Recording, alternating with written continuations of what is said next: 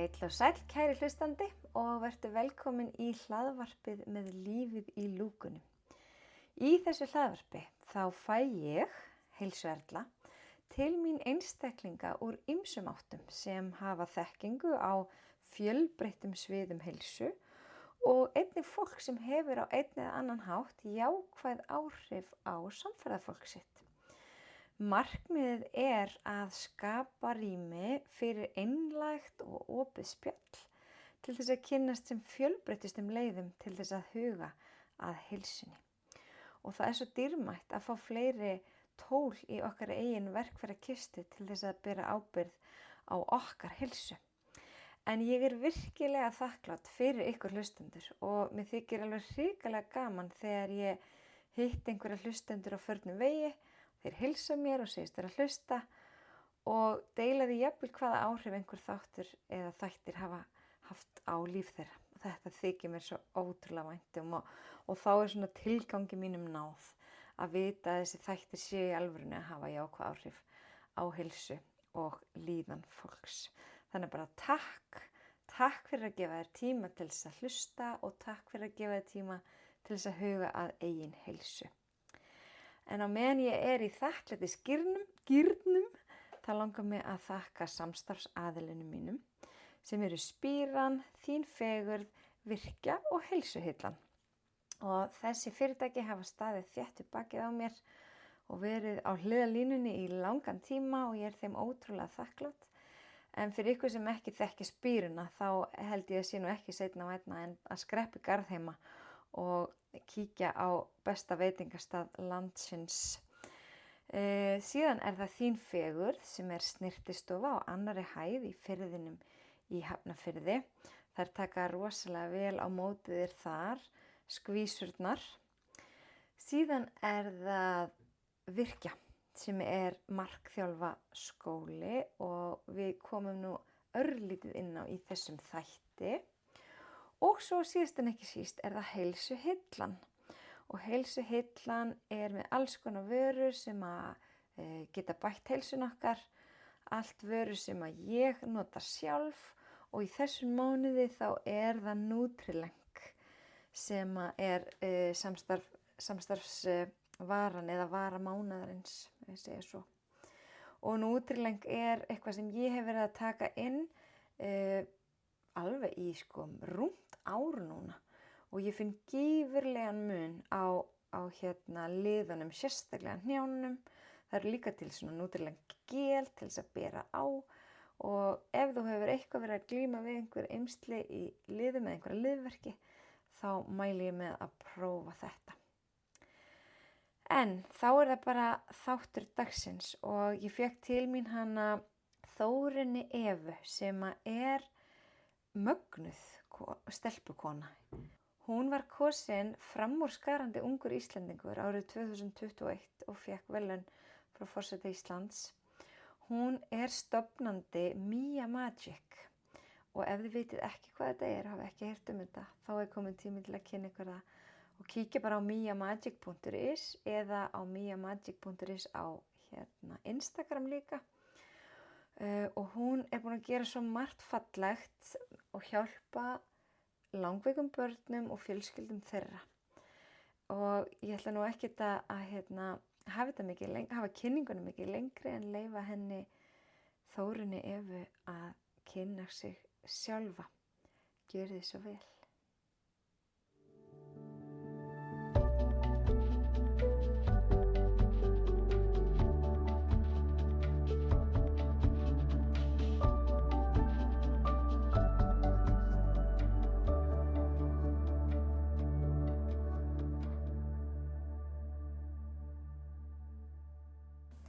Gestur minn í dag er Þórunn Eva sem er stofnandi Mia Magic og mér langar svolítið að kynnast henni betur í dag og þessi frábæra verkefni sem hún kom á laginnar. En bara vertu velkomin. Takk fyrir að bjóða mér. Já, bara ég er svo glöð og þú komst. Við erum aðeins bara búin að vera svona í smá samskiptum og ég fekk þessa fallegu bók Mia lærir sykursýki. Þú hefur gefið út fleiri bækur, en En svona hvar byrjaði þetta allt saman? Ef við myndum bara bakka alveg bara, þú veist, hver er Þórunn Eva og hvaðan kom þessi hugmynd og Sko, ef við byrjum bara alveg að byrjuninni, þá fæðist ég 1983. Ég er einingatvíburi. Ok. Þannig að við erum 2 skvísurnar. Fólk ofta að heilsa kannski henni og... Já, það var þannig, sko. En hún býr erlendis í dag og búin að búa þar skilur sem hún 17. Já, okay. Þannig að það minnum það í dag. En einhvern veginn þegar fólk spyr hver er Þórunn, þá byrja ég alltaf þar. Ég get ekki sleppt að segja. Það er ótrúlega fyndið. Já. Er það ekki einstakt að vera einingatvíburi? Jú. Einstak tenging? Jú, en það er ekki langt sem við vissum var meiningja. Nú, ok. Þannig að mamma alltaf bara, ég veit það ekki. En já, við getum komið að því eftir. En já, svo á ég mann sem heitir Kjartan Ágúst og 2 stráka, Jón Sverri og Erik Val. Og í rauninni mjög ævintýri byrjar í rauninni þegar Jón Sverri fæðist 2004. Og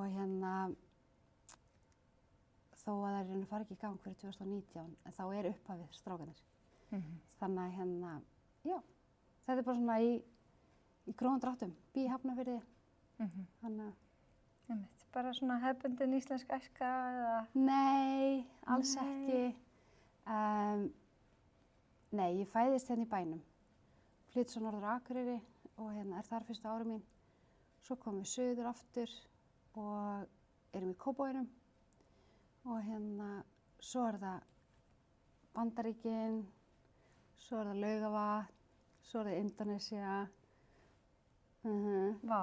Og aftur Kópavogur og Hafnarfjörður, Grindavík.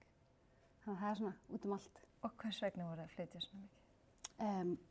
Mamma veikist þegar við erum 11 ára og hún er alltaf verið ein með okkur. Og afi minn er flugvirki. Og þau bjuggu sem sagt í Indónesíu, þannig að það var þarna í 7. bekk þegar risa verkfallið var, alveg mjög langt. Og þá var svona auðveldast að senda okkur bara til ömmu og við ílengdumst þar og vildum bara vera þar, í skóla og svona, þannig að það var upplifun. Þannig að sem betur fer er ég með gott fólk sem ritstýrir bókunum af því að ég fór aldrei í almennilega íslensku. Já. Þannig að það er gott. Já. Indónesía, var það ekki bara pínu menningarsjokk líka? Jú, ég held samt að við hefum verið svolítið ungar til þess að endilega fatta. Svo vorum 11 ára og en jú, alveg, þú veist, það var alveg skrítið að horfa á alveg risa ruslahauga og lyktina. Það var ekkert eitthvað geðveikt, sko. En svo bara aðlagast maður svo hratt. Það er alveg magnað, sko. Og voruð þið enskumælandi skóla eða? Já, 60% ensku, 40% indónesísku. Og kunnið þið ennþá í dag eitthvað?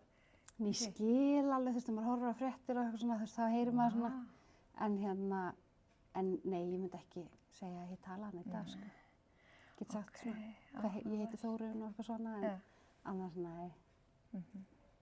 En já, þetta var alveg, og við þurftum að borga í krús og á krús inni á þetta verður pottið bannað í dag, sko. Þannig að ef við töluðum íslensku við hver aðra, þá þurftum við að borga pening.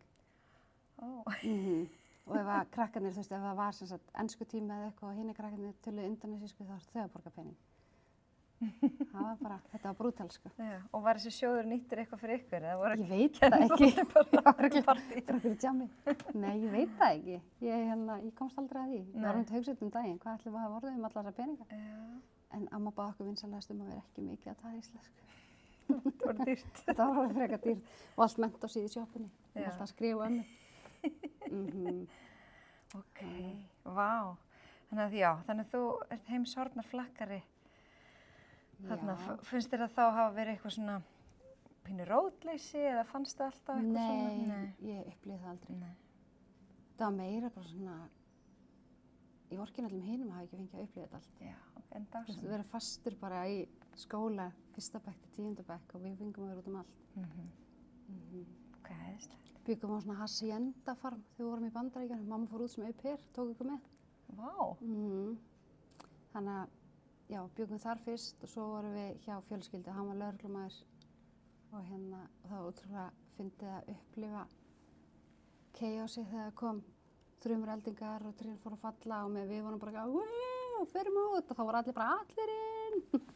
Þannig að það var svona, ég man mjög vel eftir því. Það var svona öðruvísi svona pínu dramatískt að koma vont við þér. En annars bara geggja. Já. Og svo hvenær flyttirðu þá alveg til Íslands? 97 held ég. Já. Þá flyttum við beint á Laugarvatn frá Indonésiu. Okay. Það var svona smá öðruvísi já. frá því að vera alveg fullt af krökkum saman í bekki þegar að vera bara 50 til 8. bekkur saman sko. Svona voru við bara 2 ljósarðar og fyrsta sem kennarinn segi talið þið íslensku, alveg bara svona onni okkur og eitthvað, já, þá miskildi hann eitthvað, held við værum indonesískar. Þannig að það var mjög skemmtilegt. Vá, einmitt Laugarvatn, ég elska Laugarvatn, ég var náttúrulega þar í námi, maður hefur alltaf einhvern veginn taugar þangað sko. Já, það er einhvern veginn þannig, ef maður er búin að vera þar eitthvað þá einhvern veginn svona, og alltaf að vinna í gufunni og svona. Já, það er skemmtilegt. En þú segir að þetta hefist allt með fæðingu fyrsta sona þíns. Þetta verkefni þá eða hvað? Eða? Nei, rauninni bara reynslan kemur fyrst. Reynslan, já. Og á hann 2004, já, en hugmyndin kemur svona, þú veist, ég er í sjúkraliðanámi 2017 til 2019 og í lokaverkefninu fæðist í rauninni Mía. En ég var alltaf svona berjast svolítið á móti að þegar þú ferð í lokaverkefni að þá er eitthvað neginn, þá þarfst að velja, þú veist, það voru ákveðnir flokkar sem við gátum valið og ég var alltaf eitthvað neginn svona að reyna að velja eitthvað og ég var svona, ég veit ekki hvað að gera, var eitthvað neginn alltaf að reyna að ýta frá mér því sem ég vissi og því sem ég þekkta, því mér langaði bara að læra eitthvað annað og læra eitthvað meira og eitthvað. Og Ágústa sem var yfir þessum lokaáfanga, hún var bara, jæja Þórunn mín, hvað segirðu, þú veist, nú þarftu að fara að skila einhverju beinagrind og eitthvað og er eitthvað að frétta og ég eitthvað, nei, eiginlega ekki. Og svo hittumst við þú veist, hvort ég var eftir eitthvað tíman og við vorum eitthvað að ræða saman og hún bara, af hverju ertu að streitast svona á móti að vera að gera eitthvað sem þú þekkir? Og ég eitthvað nefnir bara svona, mér langar ekki að vera alltaf að blanda allir saman og eitthvað svona, með eitthvað svona bras og hún bara eitthvað svona, já hætti því.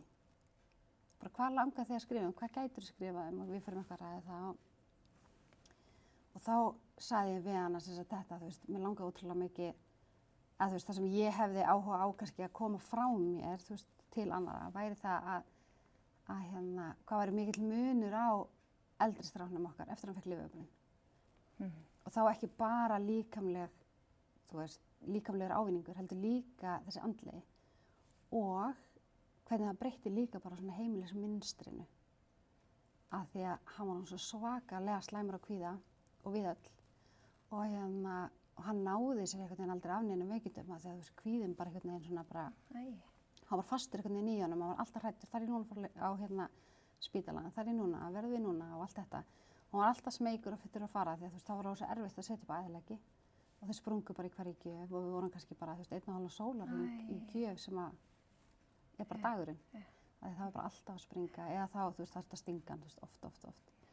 Þannig að hann var bara mjög svona brotinn. Og við öllu einhvern veginn bara aðeins beint að fatta það, sko. Ég var bakka aðeins og hvernig byrjaði þessi veikindi þegar hann fæðist 2004 og ég er 20 því á hann, ég er alveg svona frekar ung og nokkri dagar í 21 og hann fæðist 28. júní og meðgangan var alveg búin að vera svona pínu vesen. Þú veist, ekki beint eitthvað svona ó nei, þú veist, það er allt í skralli eitthvað, en það var samt alltaf eitthvað svona mallandi brass. Svo fer ég í Húsafell, í lok maí minnir mig. Fórum við í útilegu og það var eitthvað svona, kemur svo í ljós eftir þessa útilegu að það var fullt af fólki sem veiktist af einhverju veirusýkingu. Og ég alveg bara, já, það er örugglega bara það, þú veist, mér var illt í maganum og eitthvað. Og við ákveðum sem sagt að voru búin að vera nokkrir veikir í kringum okkur og ég var svona, ég var samt ekki að fara og láta athuga því ég var alveg með það mikla verki, ég svaf ekki fyrir þeim, en samt var ég ekki að kasta upp eins og restina af fólkinu, sko. Þannig að svo förum við bara upp á Landspítala á leiðinni heim, bjuggum í Grindavík, þannig að þetta var bara svona í leiðinni heim og þá var alveg bara svona, já, þú ert komin á stað. Ó, þetta var bara hríðar. Já. Og ég eitthvað, oh no, þú veist, þarna var ég komin bara, þú veist, 29 vikur eða eitthvað. 29-30, eitthvað svoleiðis. Þannig að ég bara stoppuð af og allt þetta, þú veist, allt þetta prósess fyrir gang við það. Og svo er ég bara send heim og bara á lyfjum og sem bara gekk vel, þú veist, þeir bara stoppuðu mig og það gekk vel. En svo kom í ljós viku seinna, þá fór ég að vaxtasonar af því að það var ekki að vaxa nógu vel, þú veist, ég var alveg mjög nett, ég var alltaf bara í úlpunum mínum og öllum fötunum mínum og þurfti aldrei að vera í einhverju vesinni með fötin og það vissi ekkert allir að ég væri ólétt. Og svo kemur í ljós, þú veist, þannig að þú fer fyrst í sónar, svo 3 vikur seinna fer ég annan vaxtasonar. Og þá kemur bara í ljós að það er ekkert blóðflæði til hans og ekki neitt og ég bara lögði inn bara strax. Og svo kemur hann 28. júní, bara með bráðakeisara. Hvert er þá gengið marga vikur? Þá er ég gengin 34 + 5 eða eitthvað svoleiðis. Sem er alveg bara fínt, en hann var náttúrulega mjög lítill miðað við samt meðgöngulengd. Þannig að þú veist, þarna byrjar eiginlega ævintýrið, þú veist, hann er bara lagður á vökudeild og er þar. Svo fer ég með hann heim þegar hann var 10-11 daga gamall og bara vera með hann heima bara í nokkra daga þegar hann var fyrst lasinn, sko. Bara komið hita og svona. Og þá er það þvagfærasýking og eitthvað svona brass á honum, sko. Þannig að já. Þannig að hann var lagður þannig inn á vökudeild 28. júní 2004 og var útskrifaður næstu í 19 ára gamall. Bara endalaus veikindi. Já. Í 19 ár. Já, svo bara fæðist hinn 2011, þannig að við erum ennþá þar á Barnaspítalanum. Ég var að segja, einn læknir kom til okkar núna bara í síðustu viku. Bara, jæja, Þórunn mín, nú er ég hætt að ég var 70 og þá er ég búin að vera inn í 35 ár og eitthvað líka. Já, þeir eru eitthvað hættið, þá er ég búin að vera 25.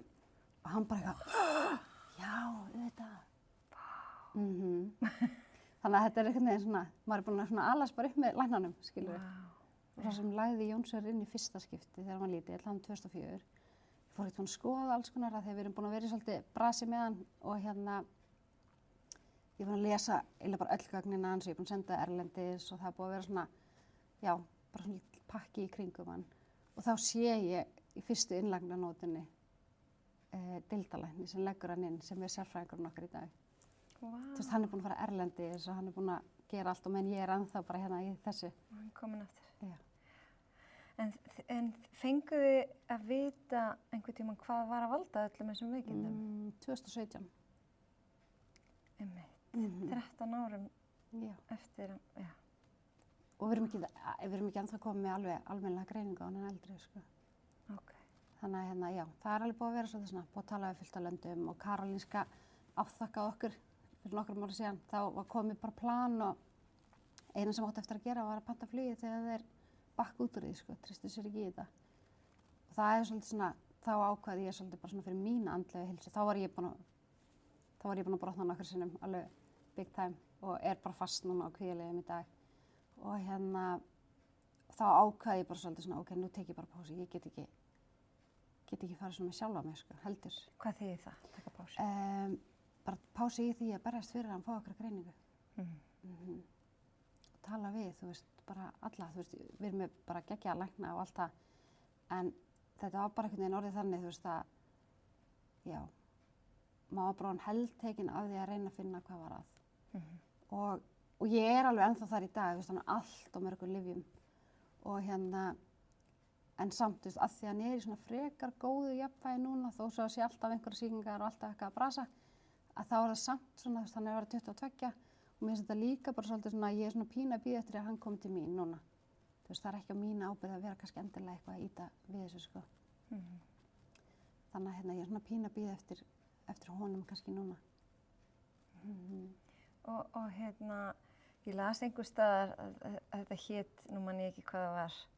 Common Variable Immune Deficiency, CVID. Og þetta var pínu rykluslegt í COVID. Já, og þetta er genagalli. Já.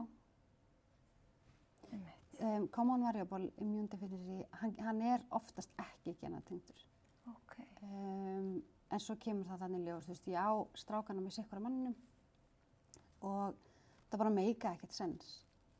Hvernig geta það báðir verið með eitthvað bras og það er sitt og pappin og ég er sjálf alltaf með eitthvað bras líka og ég og yngri strákarinn greinumst 2017 í þessari genagreiningu með honum. Þannig að við vorum rosalega mikið að ýta það að hann fengi einhverja greiningu. Ég var örugglega í smá afleitinni við því að yngri væri eitthvað, að því hann var miklu hraustari og er miklu hraustari heldur en bróðir sinn. Og þegar þú hefur svona skakka mynd af því hvernig hlutirnir eiga að vera, það var svona aðallega vinkonu mína sem voru krakka á sama aldri.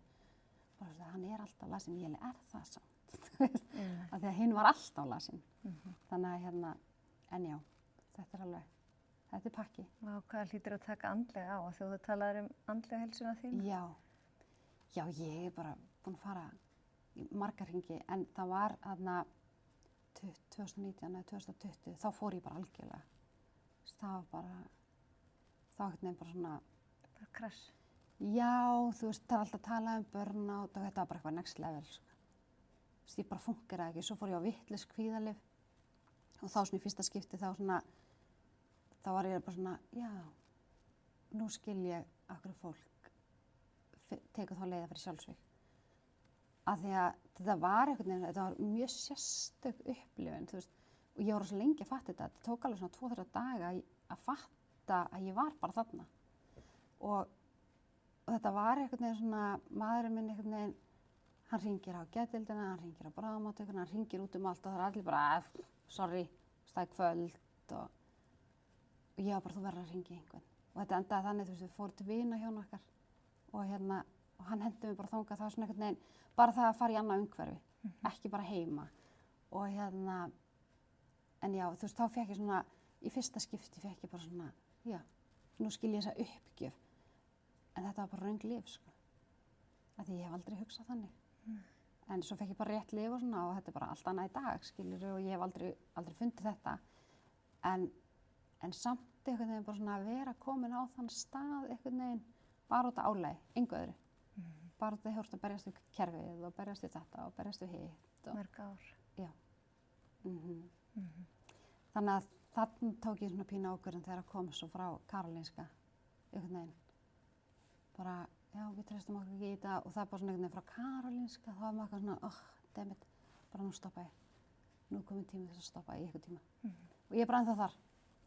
Þó þetta sé alveg svona back of my mind, að þá er það samt svona, hann er líka bara stærri og já, þetta er ekki alveg bara mín ábyrgð, sko. En hverju breytti það að fá þessa greiningu? Bara breyttir rosa miklu. Bæði attitúdin innan spítalans, eins leiðilegt og það er. Það var ekki alltaf verið að bíða og sjá til með öll veikindin. Bíð eftir það, þú veist, ég vissi bara ef við bíðum og sjáum til, það endrar þetta bara einn veg. Það var miklu fyrr bara stigið inn og þeim hjálpað.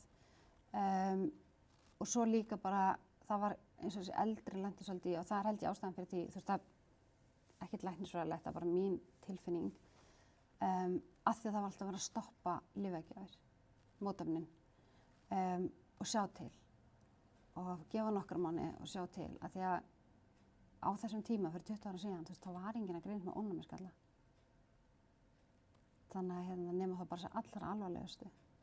Og og það er alveg beinu myrskipti og allt, sko, í því. Wow. Og og já, þá einhvern veginn bara svona held ég, þú veist, að þá hafi líka bara verið svolítið svona, hann lendir inn á spítala í Bandaríkjunum, fyrir mig flug. Núna er það bara þannig að við tökum bara sýklalyf með okkur, þannig að við getum bara fengið bara strax meðferð, þurfum ekki að leita á spítala erlendis. Maður lenti á gjörgæslu í Bretlandi, bara út af flugi og þú veist, það er svona alls konar svona hlutir og líka þetta forvarnastarf. Við erum ekki að fara, þú veist, í veislur þar sem að fullt af fólki kemur saman á álagstímum, skiljur, þegar mestu veikindin eru. Jú, allt á sumrin, bestu þetta útiveislur. Og Jón Sverrir, þessi eldri, hann finnur miklu meira fyrir því heldur en þessi yngri, sko. Yngri er ekkert eins viðkvæmur fyrir því. Eða svona öðru vísi, þú veist, hann svona næri einhvern veginn að bæla þessum hlutum frá sér svolítið meira. Er þetta bara ónæmiskerfið þeirra er bara ekki já, ef þú hugsar þetta bara þannig, já, þú getur verið með meðfæddan ónæmiskalla eins og þeir eru með og þeir eru með genatengdan og svo getur þú farið til dæmis, þú veist, svona einfaldasta útskýringin er að á þess að fara eitthvað inn í læknisfræðina að þá, ef þú hugsar bara fólk í krabbameinsmeðferð, þá er kerfið bælt og það er allt drepið niður og svona, þeir fæðast með svona brenglanir. Sumt er bara kannski ekki til, sumt er alltaf mikið af. og þá erum við komin inn í hérna sjálfsánæmisdótið sem að allan eldri er með líka og hérna og er á bælandi lyfjum, alveg 4 bælandi lyfjum ofan á, þetta er alveg pínu sérstætt að þú getur bælt hlutakerfinu og svo ertu að gefa ónæmiskerfi í hinn hlutan. Þannig að þetta er einhvern veginn svona, já. Það tók langan tíma að finna út sem sagt. Já. Og svo hætti alltaf hérna bælandi lyfin að virka. Þannig að það þarf alltaf að finna nýtt. Þannig að hérna, eins og einn útskýrir fyrir okkur, þetta er svona þegar eldgosin í Grindavík voru, þá var alveg já, ef þú hugsar eldgos og þá setjum við upp varnargarða. Við setjum varnargarðan, hann dugar bara x lengi, þá þurfum við að finna næsta. Og þetta er svolítið svona, þetta var notað til þess að útskýra fyrir honum af hverju lyfin hætta að virka, sko. Þannig að þau bara mynda tolerans, líka með mynda bara tolerans gagnvart lyfjunum og það var bara næsta og næsta og næsta. Þannig að en hann er búinn að vera fínn núna í svona 4-5 ár á sömu lyfjunum og ég fann fyrir svona ári síðan, ég var svona, af hverju er ég svona yrðarlaus, af hverju líður mér svona, ég var bara svona, mér líður svona eitthvað sem að fara að gerast. Þá fattaði ég allt í einu, þarna var tíminn sem yfirleitt lyfin voru búin og hætti að virka. Já, þannig að við erum komin yfir þann tíma, sko, þannig að inn í mér einhvern veginn, svona djúpt inn í mér, það er það alltaf líka svolítið svona, bara, ætli þetta bara hætti að virka núna, en það hefur ekki gert það ennþá, sko. Þannig að ég vonandi helst þetta aðeins lengur. Já, einmitt. Ég get alveg trúið að þetta sé svakalegt álag á alla fjölskylduna. Já, og þetta var bara þannig, að álagið var bara orðið þannig, við föttum ekkert orðið hvað var veikindi, hvað var andlegt álag, hvað var stress, hvað var, þetta var einhvern veginn bara, þetta var að koma í svo mikið hrærigraut einhvern veginn. En svo þegar hann fær lyfjabrunnin, sem ég barðist mikið fyrir að hann fengi, þá einhvern veginn svona á bara svona 2-3 mánuði, þá bara svona róaðist heimilislífið. Fyrir það sem ekki vita hvað lyfjabrunnur er? Já, lyfjabrunnur er í rauninni bara svona lítið tæki sem er sett hjá viðbeininu öðru hvoru megin. Reyndar hægt að setja á fleiri staði, sko, en þetta er svona algengasti staðurinn og þetta er aðgerð, það er skorið og hann er settur ofan í svona lítinn poka, það er búinn til svona lítill vasi. Og hann er settur þar ofan í og svo er leiðsla sem sagt þrædd niður að hjartanu. Og þarna eru lyf gefin og teknar blóðprufur og svona. Þannig að og þessi nál má vera í alveg upp til 10 daga, sko. En þannig að það er ekki alltaf að vera að stinga þig. Og þetta er alltaf greiður aðgangur. Já. Þetta er svona, það er mjög sjaldan sem að það þarf að stinga oftar en einu sinni, sko. Það gerist alveg, en það er miklu sjaldgæfara. Og þegar aðgangurinn er kominn, það er svona, já. Það gerist alveg að nálinn fari og sérstaklega í þessum yngri börnum. Að þá rífa þau hennar kannski úr af því þau eru á ferðinni og dælan tósar í eða þau detta eða eitthvað skilur og það getur alveg gerst, sko. En já, þetta er ekki sama álagi, sko, það bara, þá segjum við bara við hann, við setjum bara emla sem er dauðplástur og svo er bara sett í brunnin og það er bara svona þessi ró að vita að þetta verði ekki átök, þetta verði ekki erfitt og þetta er ekki vont endalaust, sko. Og það bara breytti öllu, sko. Æ, hvað er gott. Og það var ekki alveg svona að vera að kvíða fyrir alltaf næstu lyfjagjöf og næstu innlegg og næsta bráðamóttöku. Þannig að þetta er svona, já. Og þá kannski komum við aftur að verkefninu. Já. Þegar það hættist að streitast á móti. Þegar ég hætti að streitast á móti að þá fór ég heim og ég var eitthvað 20 mínútur að gera fyrsta draft að lokaverkefninu. Enga stund að þú varst með þetta allt í kollinum. Ég var alveg búin að skrifa þetta, held ég, þú veist. Já, ég ætla að leyfa mér að hugsa það að ég hafi verið búin að skrifa þetta svolítið í kollinum á mér án þess að vita. En svo þegar maður sest bara niður og gerir þetta og svo ég sendi á hana og ég fekk rosa lítið að kommentum tilbaka þannig að ég bara hélt áfram og já, fekk hæstu einhvern fyrir þetta lokaverkefni. Og þarna kemur sem sagt Mía inni að mér langaði að búa til bók og eitthvað þetta og þú veist, að hjálpa krökkum með lyfjabrunn, eða sem fá lyfjabrunn, af því að ég fann ekki nýtt efni þetta nema að það var búið að tengja við krabbamegin eða einhverju svona annars konar sjúkdóma og þú lest það ekki fyrir börn sem er ekki með þessa sjúkdóma. Og þar komum við aftur að því að Mía er rosa hlutlaus. Mía hittir, eins og í nýjustu bókinu, hún hittir vin sinn sem greinist með sykursýki Þó að hún fara að fá lyfjabrunn, þá veit enginn af hverju hún með lyfjabrunn, þú veist, þannig að ef þú ert með, þú veist, Crohn's eða eitthvað og þarft lyfjabrunn, þá þín bara með Crohn's, skilur við, og mín með ónæmisgalla eða hjartagalla eða eitthvað. Þannig að þess vegna held ég líka að þau tengir rosa mikið við hana og líka krakkar sem er ekkert inn í þessum heimi, eins og leikskólakrakkarnir, þau elska hana. Þannig að og líka bara skólakrakkarnir og þú veist, og það er svo skemmtilegt, ég var á bíl í fyrra sem var merktur með Míu og svo lagði ég hana fyrir utan heima og leikskólinn var alltaf að labba fram hjá allir bara Mía og ég svona þú veist, ég veit ekki neitt þar inni, skilur, af þessum hóp sem er mikið á spítalanum, sko. Nei. En þetta er bara til. Þeir eru farin að þekkja. Já, og líka bara ein stelpa sem að ég gaf bækurnar, hún var hjá vinkonu minni með heildverslun og hún kom með mömmu sinni þar inn og þær voru eitthvað að tala saman, mamman og vinkonu mín. Og hún var eitthvað svona orðin eirðarlaus, eitthvað 3 ára. Og ég svona, hei, komdu, ég skal sýna þér hérna bók og eitthvað og var með Míudótið mitt þá hjá henni. Og gaf henni bækurnar og eitthvað og stuttu seinna lendir hún svo í því að ég held hún hafi lærlegsbrotna. Og það var alveg pínu erfitt, en svo kemur hún inn á barnaspítalann og sér Míu og hún bara, á Míu heima hér. Þannig að það róaði hana rosa mikið, sko. Þannig að þú veist, þetta að hafa miklu meiri svona, og stærri áhrif heldur bara einhver ein bók lyfjabrunn eins og þetta átti fyrst að vera og afhenda bara börnum sem fá lyfjabrunn. En núna, þú veist, vita bara allir. Og munurinn á eldri stráknum mínum að fá lyfjabrunn og yngri stráknum að yngri var bara ógeðslega montinn af þessu. Og það vissu bara allir í skólanum, bara já, gert að fá lyfjabrunn og þú veist, hann þurfti ekki að vera eitthvað feiminn, en hinn var alltaf eitthvað svona að reyna að fela og vildi ekkert segja og skilum mig hvort þið er enginn og eitthvað svona, en það eru 7 ára á milli þeirra. Þannig að ég man ekki hvað var mörg ára á milli þeirra, 5-6 ár sem voru á milli að þeir fá lyfjabrunn, sko. Og þá er bókin komin út og það var bara hægt að rétta, þetta er það sem hann er að fara í og fullt af eldra fólki sem les lyfjabrunn bókina bara, já, gera þetta sem ég er að fara í. Já, ok, skemmtilegt. En nafnið Mía, hvaðan kom það? Það var bara ég og yngri strákurinn eitthvað að reyna að finna eitthvað svona sem að allir geta sagt. Já. Þú veist, ekki Þórunn. Gat aldrei neitt sagt nafnið mitt þegar ég var lítil. Já. Þannig að það er einhvern veginn svona ekki oflókið og sem einhvern veginn allir geta bara sagt.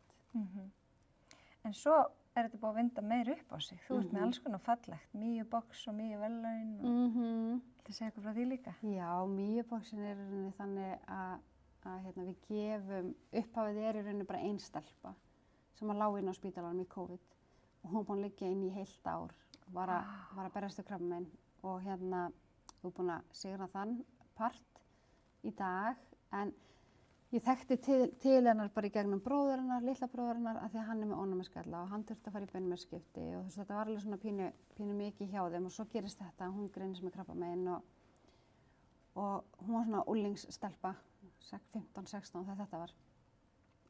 Og ég var bara svona, hvað get ég gert fyrir hana? Þú veist, og hún elskaði, þá var sko lyfjabrunnsbókin búin að koma út, svo við vorum búin að fara upp á spítala, þú veist, í COVID og fullt af krökkum var afhent bókin og hún var ein af þeim og svo var ég bara svona, hvað get ég gert fyrir hana? Búin að heilt áraðinni, lengi að koma í heims og það var bara ógeðslega erfiður tími fyrir hana og þannig ég hef svona, ég ætla bara að prófa að senda á nokkuð fyrirtæki og bjóð það til fyrsta bóksi.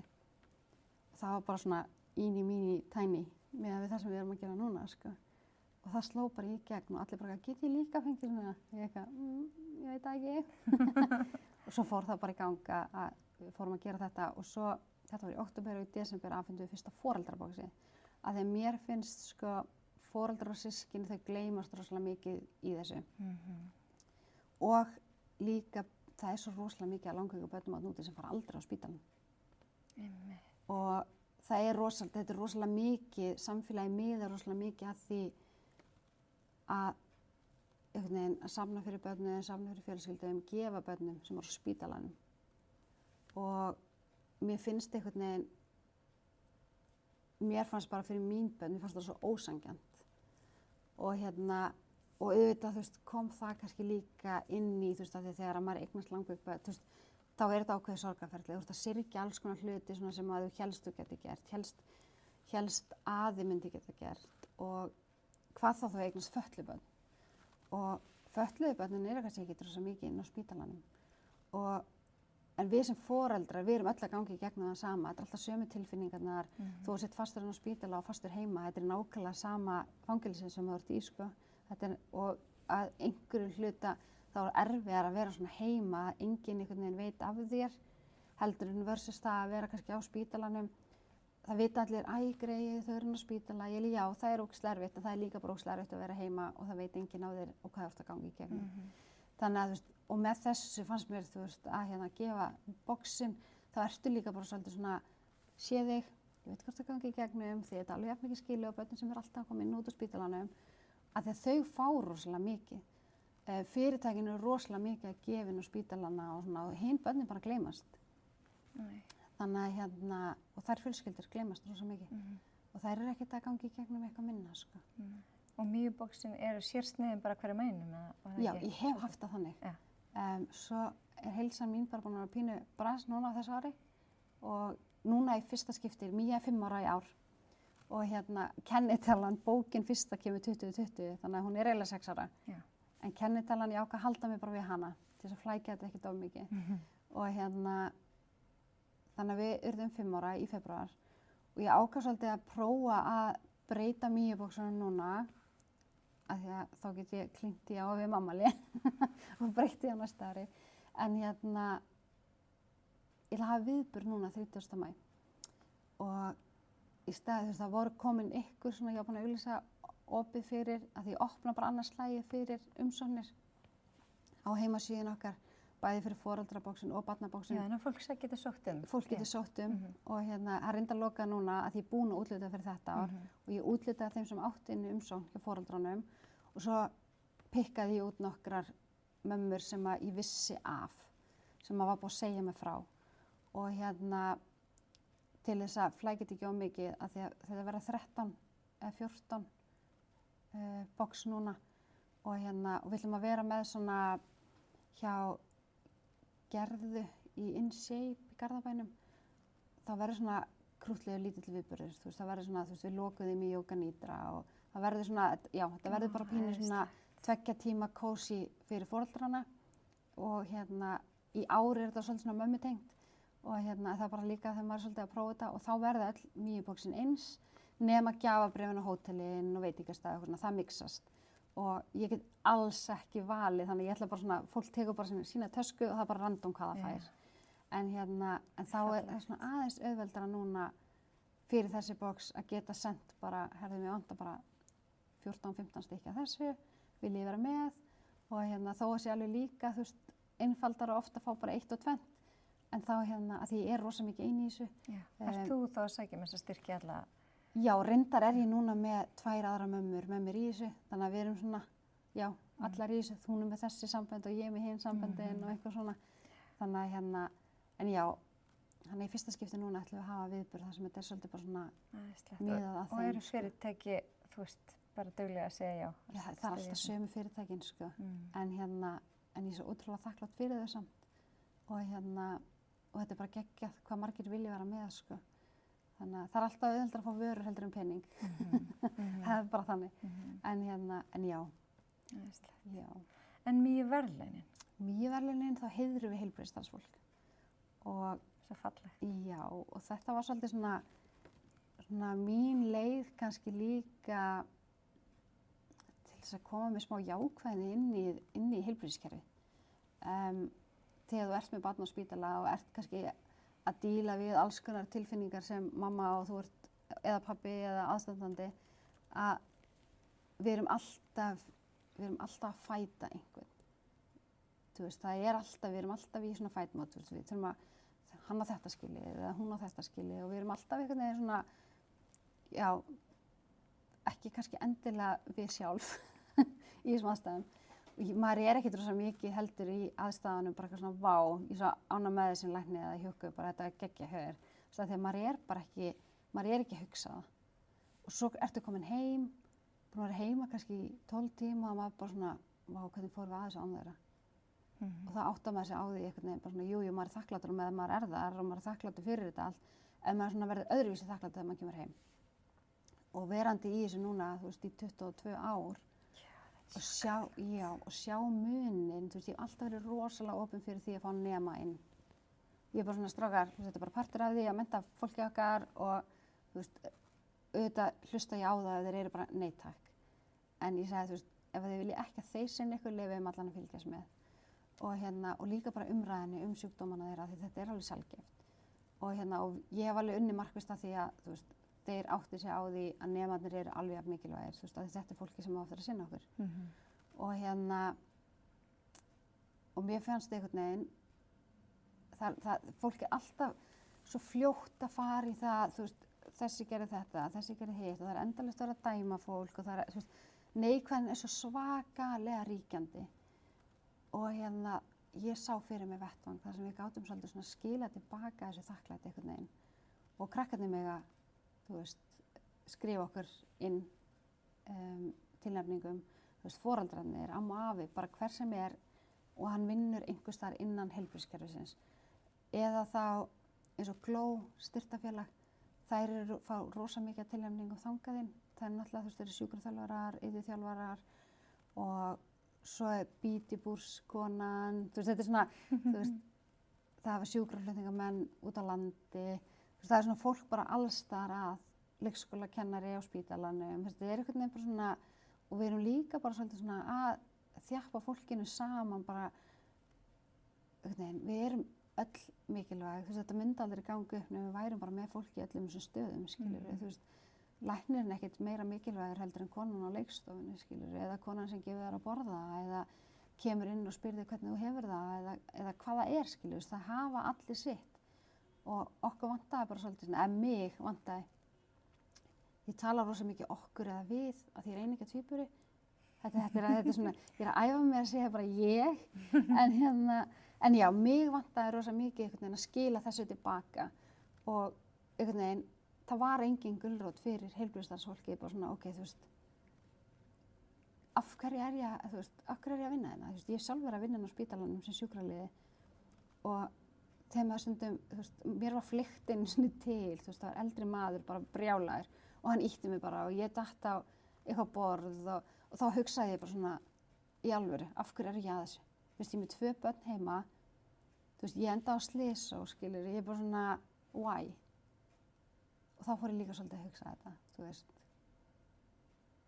Þannig að þetta er miklu meira brútal að vinna innan þess að heilbrigðiskerfis heldur að fólk átt að sjá, sko. Og ég hugsa þessi sama bara með kennarastéttina, skilur, fólk heldur bara alltaf að þetta sé gull og græni skógar, allir rosalega glaðir að teikna. Það er ekki þannig. Þannig að Já, en þú sagðir að þú hefði sjálf verið að glíma við heilsu. Já. Núna, er það eitthvað sem þið fara í? Ég lenti í því núna í janúar í annað skipti að fá gollurhúsbólgur, svona sýkingu í kringum hjartað og í þetta skipti fekk ég líka svona fleiðrubólgur við vinstra lunga. Þannig ég er bara búin að vera rosa mikið föst heima og ekkert mátt gera og ekki neitt. Nú erum við frá 2 daga í röð út að labba og ég er bara svona, yey, þú veist, bara lífið loksins aðeins að opnast aftur, skilur líka bara andlega að vera fastur svona heima. Og þú veist, ég mátti alveg fara út að labba, ég mátti ekki bara svona fara mér ógeist og ef ég fekk verk þá var ég að stoppa og eitthvað svona og ég var nú svo þreytt af þessu, þannig að ég fekk leyfi þá ég fái verki núna því að ég er bara komin á það stóran skammt aftur af lyfjum að ég má fara að labba þegar ég fái verki og bara stoppa og bíða, ekki bara hringja og láta sækja mig. Stundum komst ég bara, þú veist, 300 metra og það var bara geggja ef ég náði, þú veist, 1800 skrefum yfir daginn, þú veist, sem er náttúrulega ekki neitt. Og en ég fór 4 kilometra í gær og mér leiði einhvern veginn svona þegar ég fór að sofa í gærkvöldi, ég var einhvern veginn bara svona, oh yes, þú veist, þetta er einhvern veginn svona, hvað mikilvægt er að hreyfa sig og fara bara út. Þetta er bara einhvern veginn, þó ég væri að fara út að palla eitthvað anda með lofti, þú veist, ég er bara svona, það gerði ekkert ef maður getur ekki hreyft líka, sko. Þannig að, já, þannig ég þarf að vera svolítið svona róleg. Er þetta tengt þessum genagalla, þú veist? Ertu búin að vera mikið veik ævina eins og? Ég fæ oft eitthvað svona skrítið, eins og svona, eitthvað svona sem er erfitt. Og ég var rosa mikið, þú veist, eins og ég man eftir, ég bara svona, þú veist, amma fór með mig á læknavaktina, ég held að það vera læknavaktin, þá var það Eiríksgötu þarna í stóra húsinu og ég man svo vel eftir að ég fór, og ég var með sveppasýkingu bara allan kroppinn, þú veist, í húðinni. Og það var svona kannski að fyrsta, við vorum náttúrulega öskur grenjandi unga börn, skilur 2 og alltaf með eyrunum og eitthvað en já, það hefur alltaf verið eitthvað svona smá. En systir þín? Já. Sama. Er hún Já. líka með þetta gen? Nei. Sko hún er með genið, Já. en hún er ekki virt sjúkdóminn. Og ég fór með þess að, þau búið í Noregi og með læknunum okkar hér, þá fór ég, við plönuðum þannig að ég fór út að náði börnin hennar, kom með þau heim og fór með þau í blóðprufur hér, af því að Noregi var ekkert að hlusta, býr í einhverju litlu sveitabæ í Noregi og maður hefði haldið að þetta ætti að vera auðveldara að vera með læknabréf frá Íslandi og annað, en það var bara ekki að virka, þannig að ég kom með þau heim. Og þau eru mannút ekki alveg, sko, en ég held þau séu líka með genið, en þau hafa ekki virkt, sko. En dóttir systir minnar, hún er bara copy-paste að mér að öllu leyti. Það er bara fáránlegt, sko. Og ég er alltaf að tala um þessu, börnum mín er ekkert lík mér, ég er alltaf bara svona, það er engin líku mér hérna og ég bara skilur engin og svo gefur hún eitt sumar til okkur í fyrra og maður mér bara, við mig góður, hvernig er þetta að vera alveg eins og búið í Sigurlandinni. Og þá var það eitthvað svona, þá segir hún eitthvað, hún var 16 sko, og þá segir hún eitthvað svona, mér langar gett mikið í ís og maður mér bara, já farið að náðið í ís og hún bara, nei, við ekki bara fara öll saman, fara svona rúnt og hann bara eitthvað, þið eruð að djóka. Þetta er eitthvað sem að Þórunn hefði sagt og ég bara já. Þannig að það er svona ýmislegt í henni svona sem skila sér, sko. Þannig að mér finnst alltaf útrúlega gaman að hafa hana því að þú veist, það hefur líka eitthvað að leika við. Já. Þannig að börnin mín eru svo stóra, þeir renna bara með pappa sinni í golf og eitthvað. Þannig að heilsan þeirra er bara nokkuð góð í dag, strákanna? Já, svona þannig, alltaf lyfjagjafir, þú veist, eldri einu sinni í viku, yngri á 3 ára fresti og og maður þarf svona að raða því inn í allt saman, skilurðu, og En þeir geta sinnt námi og þeir sem að, já. Og þeir eru, þú sæir það ekkert og þú sæir hann hérna, þú veist, eða þá væri ekki bara, þess er eitthvað off. Og það er líka bara erfitt að mörgu leyti, sko, þó það sé líka rosa miklu kostir, en þá áttar fólk sig ekki á og sérstaklega eldri, hann er kannski bara í vinnunni eða er að gera eitthvað til 4 og svo er hann bara hann hundla sem klukkan 8, sko. Já, þú meinar.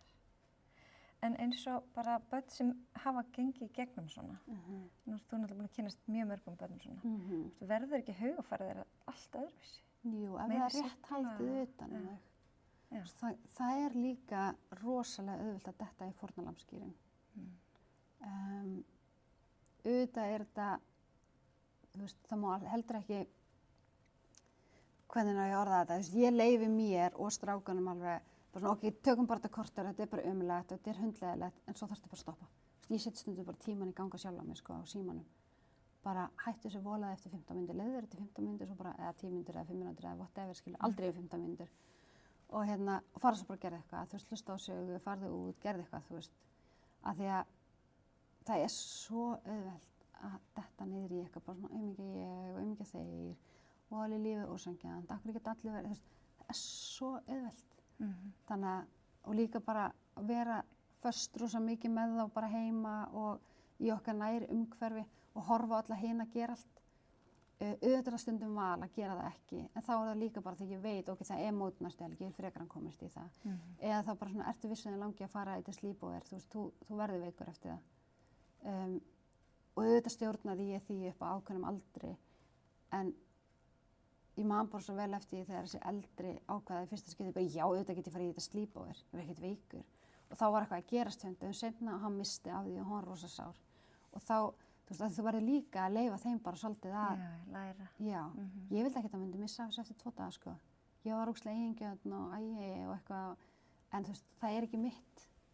Þannig að og þau þurfa að læra þetta bara svolítið snemma, að Svona ákveðið mótlæti sem að það er einhvern veginn að sigrast á og Já, og þú færð ekkert allt í þessu lífi, skilurðu, og það er alveg sama veikindi eða ekki, og við lifum svolítið þannig núna, að ég upplifi það, að við lifum svolítið þannig að allir haldaðir geti bara fengið allt fyrir ekki neitt.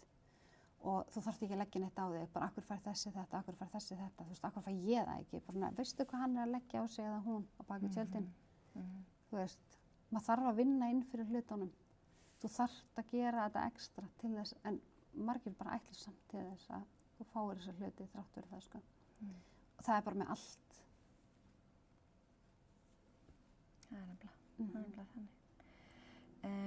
Einhvers staðar las ég eitthvað sem þú varst að tala að það breytist svo margt, þú veist, þegar maður með langveikt barn þegar það verður 18.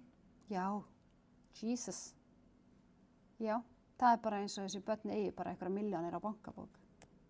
Sverða. Hvað, er það bara ætlast til að... Þau náttúrulega eru bara fjárhagslega stæð, ef maður á að segja það. Þau eru bara fullorðin. Ég byrjaði 14-15 ára með þá báða að þeir fara svolítið svona að bera ábyrgð sinni heilsu, þeir þurfa svolítið svona eins og ef að Erik Valur sem yngri núna, hann þurfti að breyta lyfjagjafa degi daginn. Ég bara, þú er bara að hringja sjálf, ég er ekki að fara að gera þetta fyrir þig. Ef þú vilt breyta þá gerir það sjálf, þú hringir. Og ég var auðvitað með honum, skilur, og ég bara sett á spíker og eitthvað og ég, þú veist, hoppa inn í ef það þarf. En annars er það hans ábyrgð og ef hann segir bara, nei, þá er það bara hans, þá bara fyrir við á réttum tíma. Og þannig og líka bara, þú veist, einhvern tíma var mér hrósað og ég var alveg bara svona, hann er alveg bara hrósað mér fyrir þetta, er þetta ekki bara svona það sem allir gera? Þetta kom mér svo óvart. Svo þegar ég fór að pæla í þessu, þú veist, þá er þetta ekkert eitthvað sem allir gera. Því ég lét hann setjast, eða þá, og þetta var eldri strákur en þá, ég lét hann setjast nær lækninum.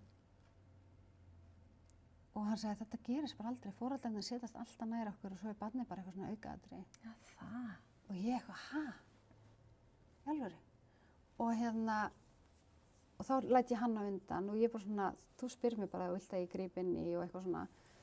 Og við erum svolítið svona að byrja á þessu með yngri líka og það er svona auðveldara með hann yngri, hann er miklu svona opnari og hann finnst ég bara, það allar að slesta sem maður veit sko, þannig að ég má helst ekki segja neitt. En þá er það þetta að þegar þau verða 18, 16 ára náttúrulega lokast heilsuvera. Það er 16? Já, og það er rosa erfitt, svona fyrst.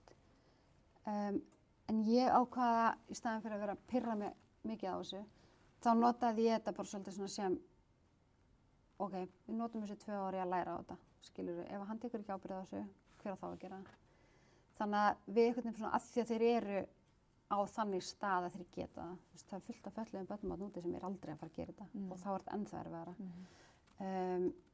En þeir geta þetta og ég notaði þetta bara svolítið sem part af því að gera þá sjálfstæðari. Yngri er alltaf bara ennþá inn á mér, en það er ekki til neitt teymi á barnaspítalanum fyrir börn með ónæmiskalla.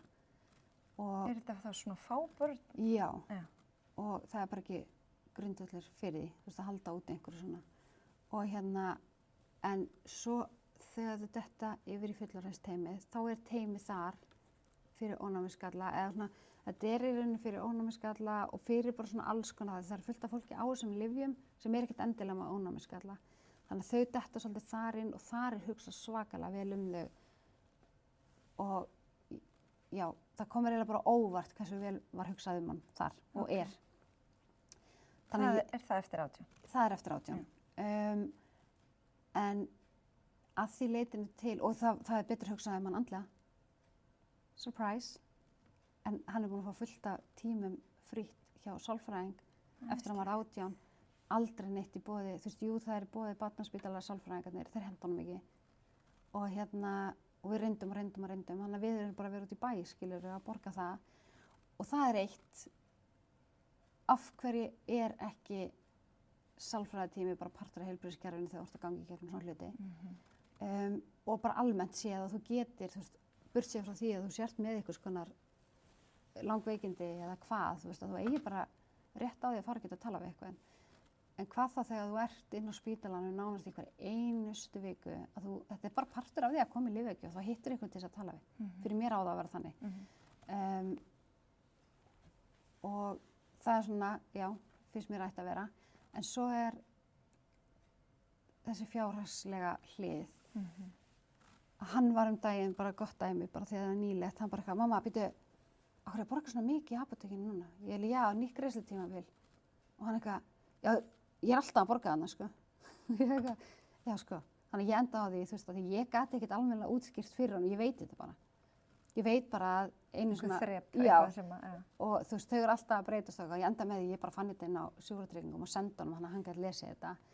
Og hann var svo sjokkeraður, hann bara, er þetta bara hverju einasta ári? Og ég eitthvað, og við erum heppin, hann í vinnu, skilurðu, þú veist, hann búinn með framhaldsskólann, hann fór í háskólann, fílaði sig ekki, var að fara í háskólann aftur í haust, en hann búinn að vera í vinnu og svona. En á sama tíma, þú veist, ef hann væri ekki í vinnu, þá ég að borga alla þessa hluti og það miklu erfiðara fjárhagslega fyrir mig að vera með 18 ára barn með langveikindi heldur en yngra barn. Af því þar í raun allt greitt fyrir þig. Og jú, ferði í sig þrep og allt það, en þú veist, það frítt að fara til læknis. Það ekki frítt að fara til læknis, þú veist, hann fór að læknavaktinum daginn og hann eitthvað, þarf ég nokkuð að fara, að það var komin nýtt greiðslutímabil. Og ég bara, já, ég borgaði þetta fyrir þig, þú veist. Og þessi krakkar, þú veist, þeir bara svona, í alveg ég eða peningunum mínum ég að fara til læknis, eitthvað sem ég veit bara hvað svarið er. Og maður fær alveg bara svona, af hverju ekki löngu búið að græja það að þessi krakkar sem koma upp í kerfinu og þau fái þá allan einhvern styrk frá ríkinu. Þú veist, það bara eitthvað x á mánuði sem bara ætlast til þess að fara í þessa þjónustu fyrir því. Af því að það oft sem hann örugglega þarf að fara til læknis og að gera það ekki, sko. Og sem sorglegt. Sem ömurlegt og líka að hann fer ekki á bráðamóttökuna því það aldrei hlustað á hann. Og hvað þá? Ef ég eitthvað staðar erlendis eða eitthvað staðar í burtu og hann veikist, ég get ekki... Hvernig þá ekki hlusta á hann? Það bara, já, þetta lagast. Og hann kannski reyna að segja bara, nei, það gera það ekki, eins og hann búinn að fara nokkrum sinnum, svo greinist það með influensu A og lagður inn. Og þá var hann búinn að fara nokkrum sinnum og það var ekki fyrir en ég fór með hann og ég bara, heyrðu, þið verðið að finna út úr þessu. Þetta bara ekki í lagi hversu lasan hann og hann má ekki fá hita í rauninni út af allir þessum bælandi lyfjum og þá örugglega eitthvað í gangi. Og hann var alveg með 39-40 stigi hita. Þeir bara, já, það fá allir hita. Og ég bara ekki hann. Og þeir hlustuðu ekki á hann. Ekki fyrir en ég kom. Og reif kjaft. Og þá þarf maður alltaf að fara í hennan gír að vera leiðilegur sem svo ógeðslega pirrandi, sko. En ekki hægt að fletta upp, þú veist, sjúkrasögu? Jú, og það stjarna og allt það svona snjókan inn í sögunni. Það bara hefur engin tíma það ennu. Og svo líka bara, þú veist, það sem ég hef verið að berast fyrir á barnaspítalunum að þessi snjókot séu sett að, þú veist, eins og þú kemur með langveikt barn inn á bráðamóttökuna að þú þurfir ekki að byrja því að segja alla, kannski 16 ára söguna. Já, mitt. Þú veist, að fólk sé búið að kynna sér þessu börn, þó sé ekki bara smá árað að labba inn, að því það heldur ekki hollt fyrir þess að krakka að vera endalaust að heyra eitthvað neikvætt, sko. Og ég geri það alveg hiklaust eins og við lentum í smá drama í síðustu viku, já, þá var hann í lyfjagjöf og það bara fyrsta skipti sem hann fæði svona viðbrögð við lyfjagjöfinni og það ekki í rauninni hans kroppur heldur, var örugglega bara eitthvað að lyfjalótunni. Og ég geri þetta hiklaust, þú veist, ef það eitthvað svona sem ég vil ekkert endilega hann hafa áhyggjur af, að þá segi ég bara, hey, þú veist, geturðu komið, þú veist, mér langar að segja eitt orð við þig frammi. Og svo stundum kem ég inn í bara, nei, þú veist, bara segja við hann eitthvað svona, þú veist, þá segi ég bara eitthvað skemmtilegt, skilur. Og hann, og mátti ég ekki heyra, bara, nei, ég ekki segja frá verðlaununum núna, eitthvað svona. Og þá ég kannski eins og þarna ég að ræða það, skilur, að því hann fekk bráðaofnæmiskast og ég sjálf fæ oft bráðaofnæmiskast og ég veit bara, þú veist, það þarf að fylgjast dags lengi með að þetta getur komið aftur þó að setja hann að fá lyf og adrenalín og allan pakkan. Og mér vantaði bara að vita, þú veist, þarf ég að fylgjast með því að þetta geti komið fyrir, þú veist, eftir svona lyf, alveg svo bara allt annað, eða hvernig virkar þetta. Og ég vildi ekkert að hann var að hlusta á það að þetta geti gerst aftur, skilurðu. Þannig að maður þarf líka svolítið svona að velja hvað maður segir fyrir fram að þau, en ég er líka rosa ósammála því að leyna þeim einhverju. Eins og þú veist, bara eldri kynslóð, bara, þú verður ekki að tala þetta fyrir fram að hann. Það má samt alveg tala alls konar fyrir fram að þau, en þú velur það sem þú segir. Þannig að ég segi ekkert allt fyrir fram að þá, sko. Þeir þurfa ekkert að vita allt. En samt kemur alveg að því, þú veist, að þeir geta sendt á Landspítalann bara geti fengið gögnin mín. Og þá vil ég heldur ekki að þeir bara, akkur sagði með þetta aldrei. Þannig að þú veist, maður þarf líka bara að taka mið af aldrinum, hversu mikið segið þeim. Og þú veist, ég hef alveg sagt Jónsverður ýmislegt núna, 22 ára, sem ég ekki að segja sem yngri, sko. Og yngri líka svona, kvíðapjössi og svona, þú veist, hann þarf ekkert endilega að vita allt. Þannig að Jónsverður er alltaf öðruvísi, hann tekur hlutana svona öðruvísi. Þannig að þú ert líka að velja hvað þú segir við börnin og mitt líka persónuleikann, sko. Hvernig þú gerir það. Algjörlega. En þú ert aðeins búin að tala heilsu sko foreldra langveikra barna. Ég hef mér þessi fengið líka til mín hérna 4. vaktina. Já, Söru. Já, og hérna það var líka aðeinslegt, þá svona fær fólk aðeins einsinn í innan heim. Já. En hvað finnst þér þú hafa þurft að gera? Hvernig komst þú upp úr þessu, eins og þegar þú fannst þú krassa, þú sagðist það að fara fyrst rönglyf og svo réttlyf, en hvað annað? Hvernig kemst maður upp úr svona? Sko það sem bjargaði mér var EMDR. Ég hef aldrei farið, hefði ég vitað hvað ég var að fara að gera. Ég var búin að prófa fullt af sálfræðingum. Það sem að mér fannst svona með fullri virðingu fyrir sálfræðingum, þá var allt bara hvernig líður þér í dag. Það var aldrei verið að tækla það af hverju líður mér svona. Ég vissi aldrei af hverju mér leið svona. Þegar það er svona rosalega mikið svona búið að svona byggjast upp í svona rosalega langan tíma, þú getur ekkert gert þig grein fyrir því hvað er hvað, sko.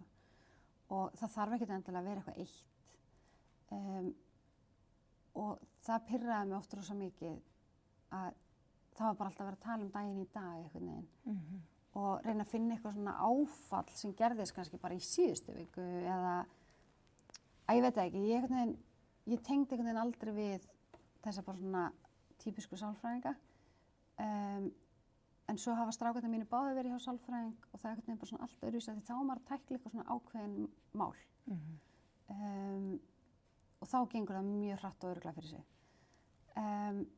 Svo þegar ég lendi í þessu að vera bara gjörsamlega vanhæf í öllu nema að vera upp í rúmi, að þá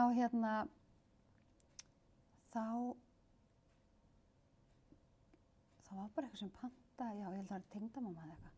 Þekki konu sem er hjúkrunarfræðingur, sem unnur rosa mikið með langveikum börnum og mikið í svona áföllum og þú veist, þetta er kona sem var send með þyrlinu, skilurðu, ef það var mjög veikt barn einhvers staðar eða andlát eða eitthvað, þá fór hún í þessu erfiðu verkefni og ég vissi ekkert að ég var að fara í eitthvað EMDR, ég vissi bara að ég var að fara að hitta hana. Og hún bara, jæja, góðan daginn og þú ert komin inn í EMDR og ég og hvað er það? Og hún fór bara með mér í gegnum þetta og þetta er eina sem hefur virkað. Það sem ég held líka hafi hjálpað mér er bara hún skildi rosa vel það sem ég var að segja, það sem ég var að upplifa innan kerfisins. Það var alltaf rosa mikið gert lítið úr einhvern veginn öllum þessum veikindum inn á spítalanum. Mér leið alltaf eins og ég var að gera ótrúlega mikið úr einhverju ef ég sagði eitthvað. Mér fannst alltaf aldrei almennilega hlusta á mig og ef ég sagði það sem mér fannst þá bara svona, já, verðum ekki að gera mikið úr þessu.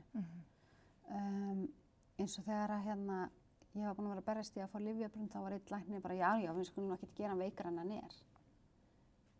En svo þegar ég loksins kemur ný læknir til landsins og annað og hann eitthvað svona, já, gerum þetta bara. Og ég sé það bara þannig, og það er líka tryggurinn fyrir því, þú veist, ég ákvað að gera þetta verkefni í sjúkraliðanáminu, var bara þetta mótlæti, þú veist, af hverju er verið að segja nei við einhverju sem barnið augljóslega þarf. Ég er ekkert að biðja það að þetta verði endalaust, sko. En á sama tíma, þetta gerði bara minna veikan. Skilurðu, en samt ekki, skulum ekki gera hann veikar en hann er. Þannig ég var alltaf bara svona með móral, bara er ég að gera rangt, þú veist, ætti ég ekki að vera að biðja þetta. Þú veist, þannig ég var alltaf að efast sjálfa mig. Svo fer ég þetta EMDR og það er partur af því líka að ég krassa svona allhressilega. Er að maður er að vinna í öllum þessum tilfinningum og maður er að vinna í alls konar svona hlutum sem að, já, og hún segir við mig bara, við verðum bara að stoppa. Við verðum bara að setja á lyf, við getum ekki haldið áfram. Og ég eitthvað bara svona, ha? Hún bara, já, þú veist, hún sagði, ég ger þetta mjög sjaldan, en það er bara ekki hægt að halda áfram. Fyrir að þú ert búin að fá réttu lyf. Og ég fór á tvenns konar lyf fyrst. Fyrst fór ég á lyf sem að ég fattaði allt í einu, þú veist, ég hringdi upp á bráðamóttöku eða, nei, ég fór á læknavaktina. Og ég bara, veist, ég hef ekki pissað í 1,5 sólarhring, sko. Ég veit ég þarf að pissa, ég get það ekki. Og hann eitthvað, já, ég er nýfarin að taka þessi lyf og hann bara, nei, varst að googla. Þetta stoppar ekkert svona. Þetta er lyf fyrir bara einhverju sem eru bara andlega lasnir, sko. Og ég bara eitthvað, já, ok, bara skrítið, bless. og ég hef samband við, þú veist, frænda minn sem er var þá yfirlæknir á bráðamóttökunni. Og ég sendi hann bara, má ég senda þér smá skrítið? Og hann eitthvað, já, hann bara fara í bað. fara í heitt bað, reynda að slaka á, ef þetta virkar ekki innan klukkutíma, fara það upp til það bara tappa af þér og þetta já, þetta lyfin, bara stoppa þig strax. Og ég bara stoppaði þig og þetta var bara komið í lag eftir sólarhring, skilur þú veist. Og þú veist, ég var að segja heilanum bara pissa, það gerst ekki neitt. Þetta ótrúlega magna. Og þetta var sérst fyrstu röngulyfin, þú veist, ekki beint kannski röngulyfin en líka mér bara þoldi það ekki. Og ég rosa erfið með öll lyf. Þú veist, ég bara þoli lyf rosa illa og ég fæ allar aukaverkanir sem þú finnur og svo fer ég á næstu lyf og þar var bara sagan eins og hún var áðan, mér var bara skuttlað í heimsón og svo þriðju lyfin og ég er bara ennþá á þeim sko og þau eru bara hafa haldið mér bara alveg bara mjög góðri, þú veist, þau bara tekið sér lyf, þú veist, Fannstu bara sjálf að kvíðinn minnkaði? Já, þetta var kannski ekki endilega svona kvíði, þetta var einhvern veginn bara svona, núna í dag finn ég meira, þú veist, ef ég gleymi að taka lyfin, að þá er ég bara svona, oh no, var ég bara svona alla daga. Wow. Og þetta var líka bara svona meira kannski svona félagskvíði. Þú veist, ég hef aldrei komið hingað í eitthvað podcast til dæmis. Mér finnst það erfitt, en er að að segja já við öllu, svo er ég bara vikuna áður, bara oh my lord. En ég er oft beðin að koma í podcast og ég velði bara rosalega vel. Svo fara lyfin að virka og ég held áfram hjá henni og þá svona fer þetta að koma einhvern veginn, þú veist, þá er ég ekki bara grátandi í sólarhring áður en ég fer, eftir að ég kemur þaðan og þú veist, við vorum kannski ekkert endilega að ræða einhverja erfiða hluti, skilur við. Þetta var einhvern veginn bara svona, taugakerfið var bara gjörsamlega farið, sko. Og ég fann líka bara einhvern veginn bara svona, loksins fann ég bara konu sem ég raunverulega skildi hvað ég var að segja. Og hún bara peppaði mig áfram í því, skilur við bara, nei, þetta er bara ekkert rangt, bara statt á þínu. Og þeir ekki koma svona fram við þá svona var að tala þessa eldri kynslóð af læknum og eitthvað sem voru bara ekki kannski alveg og líka þegar með börn með svona sjaldgæfa sjúkdóma, það er bara minniskilningur. Vinkonur mínar sem eru með börn sem eru með, þú veist, bara, þú veist, fá greiningar og það er bara Excel-skjal upp á vegg hvað á að gera næst ef þetta gerist og hvað, þú veist, það er ekki þessi rosalegi barningur og ein vinkona mín með barn með einhverfu og hún er bara svona í alvöru, þú veist, ég bara fæ allt upp í hendurnar.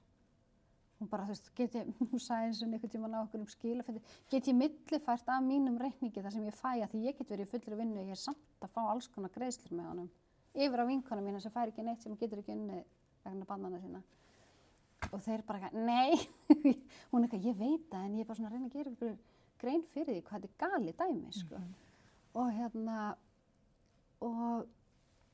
já, þú veist, þannig að hún svona kemur mér svolítið í gegnum þetta og hún peppar mér svona og hún tekur mig út af spítalanum í heilt ár, ég mátti ekki fara með þá. Hvað gerði þið þá? Maðurinn mér bara þetta sinni sér. Já, þú meina þannig. Það fór allt á hann. Þannig að hann var í þrefaldri vinnu, hann var að sinna lyfjagjöfnum og ég svona, þú veist, eins og hún sagði, þeir eftir að finna sér derfið, þú átt eftir að vilja taka þetta, þú veist, og allt þetta, en ég var bara búin að gera það svo ógeðslega lengi og það er bara allt öðruvísi þegar pabbi kemur, heldur en þegar mamma kemur, því miður, þá er það bara þannig. En svo þegar greiningin kom, þú veist, þá breytist ýmislegt, þá bara, já, þeir eru í alveg með sjúkdóma, þetta er ekki bara eitthvað. En þú veist, það var ekki svo að ég væri eitthvað dramatískt, það var alltaf eitthvað gert fyrir hann. Og þá, þú veist, það var ekki, þú veist, eins og þú býrð ekki til kýli á lærunum á krakkanum og þá þarf að skera í þau og setja dren. Eða þú býrð ekki til lúnabólgu og það þarf sýklalyf í æða þegar venjuleg sýklalyf virki ekki og allt þetta, sko. Þannig að hvaðan þetta kom, veit ég ekki, þú veist, ég var líka bara ung.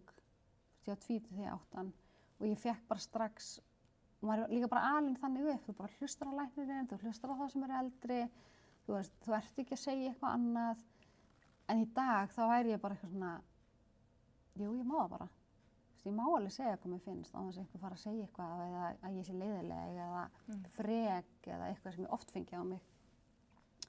Þannig í daglegu lífi þá upplifi ég oft bara hvað ætli ég sé frek núna.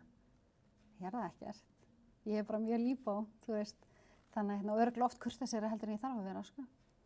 En já, þannig að það er svona ýmsar tilfinningar svona sem að fólk áttar sig ekkert á og barningur og svona. Þannig að EMDR hjálpaði mig klárlega með einmitt þessari pásu frá spítalanum, en ég átti, þú veist, fyrsta árið eftir að ég, bara hvers skipti sem ég sá spítalan og sá ákveðna hurð á spítalan, þá triggeraðist ég. En á sama tíma að þegar ég fer inn á spítalan, þá líður mér alltaf eins og ég sé komin heim. Skilur, þetta er rosalega svona, þetta er svona skringilega svona togstreita, af því að við höfum alltaf þurft að fara eitthvað yfir jólin og svo hafa núna komið 2 jól eða 3 jól sem við höfum ekki þurft að fara og ég bara svona, hvar er jólahefðin? Ég fannst vandi eitthvað og þá fattaði ég bara, já, við höfum ekkert verið á spítalan. Þú veist að hann er bara það stór, skilur við. Það er engin bráðamóttaka þessi jólin eða það er allir í fínasta pússi á jóladag, skilur við. Við þurfum aðeins að kíkja upp á spítala, fá friðarpípu eða sýklalyf eða bara rétt að kíkja á einhvern eða þannig að þú veist, já. Og líka bara öryggið. Þú veist, stundum var bara betra að sitja á bráðamóttökunni og sjá bara í staðan fyrir að vera í Grindavík og bíða og eiga þá eftir að keyra brautina. Þannig að þú veist. Þið bygguð þar lengi? Já. Það er enn eitt áfallið? Já, samt við vorum alveg búin að vera 12 ár í bænum, sko. Já, okay. Þannig, og mamma nýflutt í burtu, hún var búin að selja allt sitt, en föðurfjölskylda mín, hún er öll þarna, sko. Þannig að hérna, jú, þetta var alveg áfall og ég skil hvað fólk var að missa því ég finn ennþá, ég upplifi ennþá og sérstaklega þú veist núna, þú veist að krakkarnir í leikskóla og skóla, ég get ekki hringt í eitthvað, bara einan að pekka hann með eða þú ferð úr vinnunni en að taka Jómsveri með þér eða má hann fara heim með þér eða það er bara allt á mér. En á sama tíma, þú veist, þá var bara erfitt að vera í svona litlu samfélagi með svona veikt barn og enginn trúði þér og var það þannig? Já. Þannig að hérna, já, þá akkurat á sama tíma Grey's Anatomy, jú, heitir ekki það, já. Þá hérna voru allir að horfa á það og þá kom hann að Munchausen syndrom. Þá voru allir bara búin að greina mig með það. En samt var krakkinn alltaf með eitthvað æðalegi í búðinni og alltaf eitthvað að gerast, skilurðu, og með sjúkrabílum og en já, þá gat maður heldur einhvern veginn ekki bara sent mynd á hann og bara gera það svo vel. Sem er stundum alveg næs núna. Að geta sent bara mynd, við erum hérna. Þú veist, að ég upplifi alltaf, ef ég cancelar eitthvað, þá upplifi alltaf eins og fólk haldi þessu að ljúga því. Af því að ég get sagt klukkan 10 bara, já, ég kem, svo klukkan 12 og ég er komin upp á spítala með eitthvað. Hlutinni breytast bara svona. En það hefur breyst samt eftir því sem þeir eldast, sko. En hérna, og líka bara sýkingarnar breytast.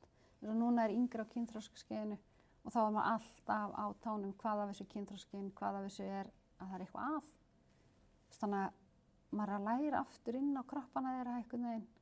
Þannig að þú veist, maður sjálfur er óöruggur hvað er í gangi, læknarnir eru kannski líka bara að sjá maður til í úttökum blóðprufu, þú veist, maður er alltaf í þessu svona einhvern veginn forvörn. En á sama tíma þá einhvern veginn bara svona samt einhvern veginn gott að vita bara ok, hann er komin hérna í þennan fasa sem hinn er komin í núna, sko. Þannig að já, EMDR, ég mæli með. Mér fannst þetta mjög kjánulegt fyrst. Hefur farið í þetta? Já, ég hef farið í þetta. En já, þetta er bara geðveikt tæki, sko. Þess vegna eru líka göngutúrar svo æðislegir, af því að það er svo þessi hliðarhreyfing augna eins og að gera í EMDR.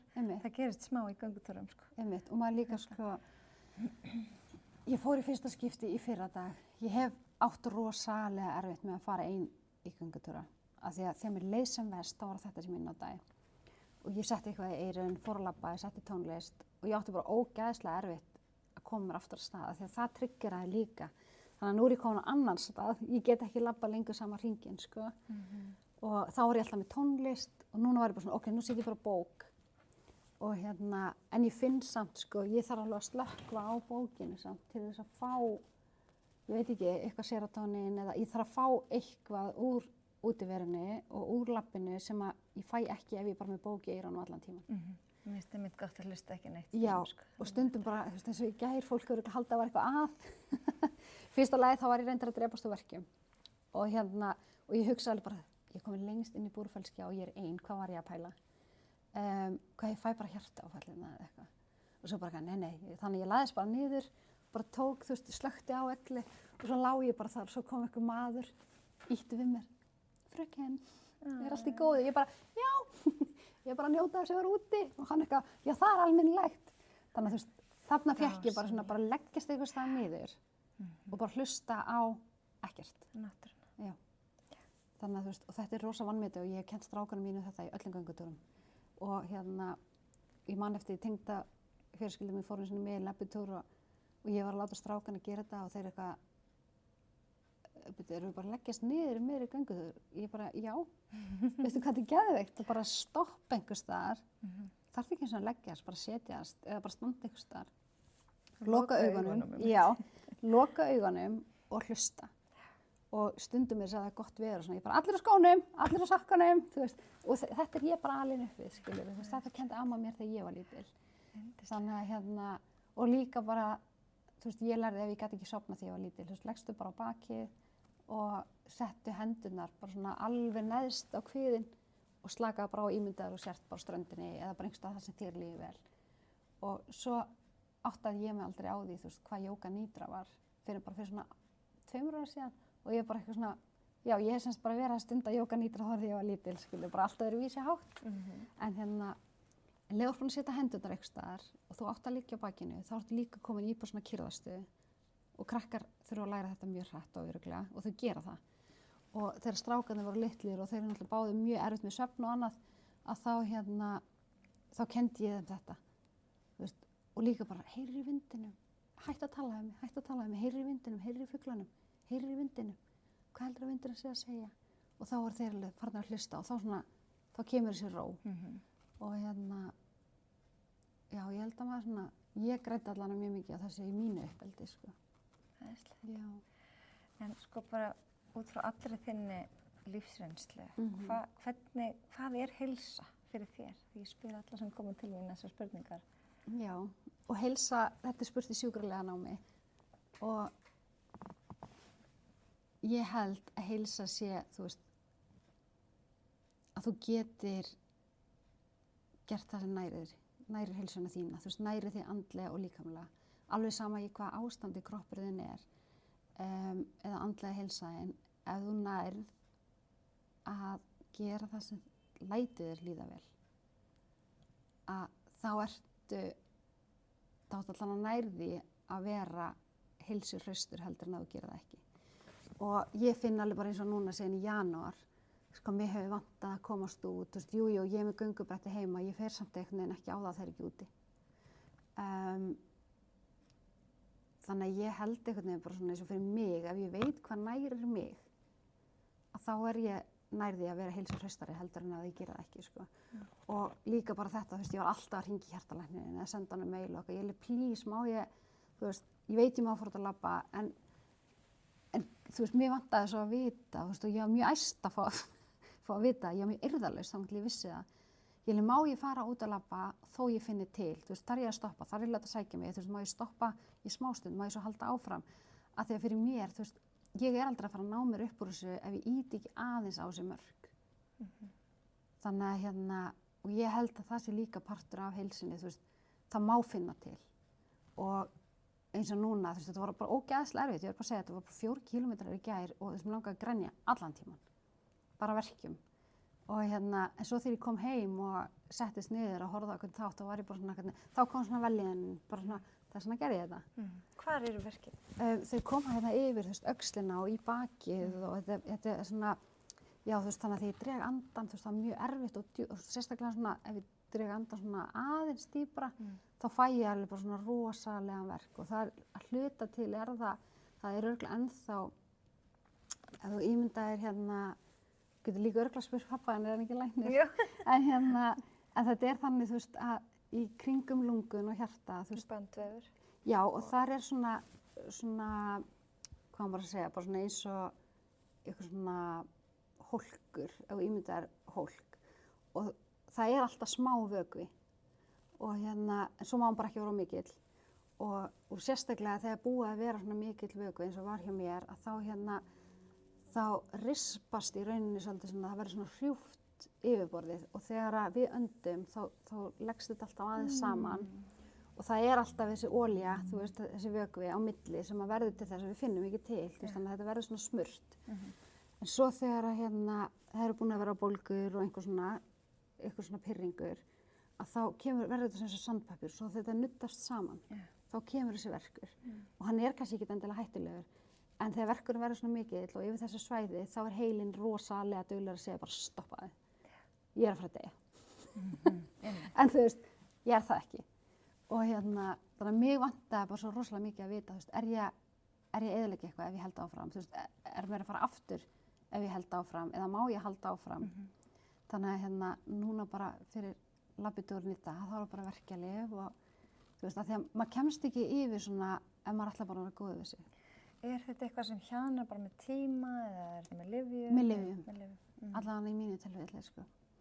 Þannig að já, næsta er bara sterar ef þetta fer ekki að, við fyrir óminn aftur 27. maí. Þannig að næsta skrif er bara sterar, sko. Þannig að ég þoldi ekki fyrstu lyfin, sko. Þá var ég á tvennslags bólgueyðandi lyfjum.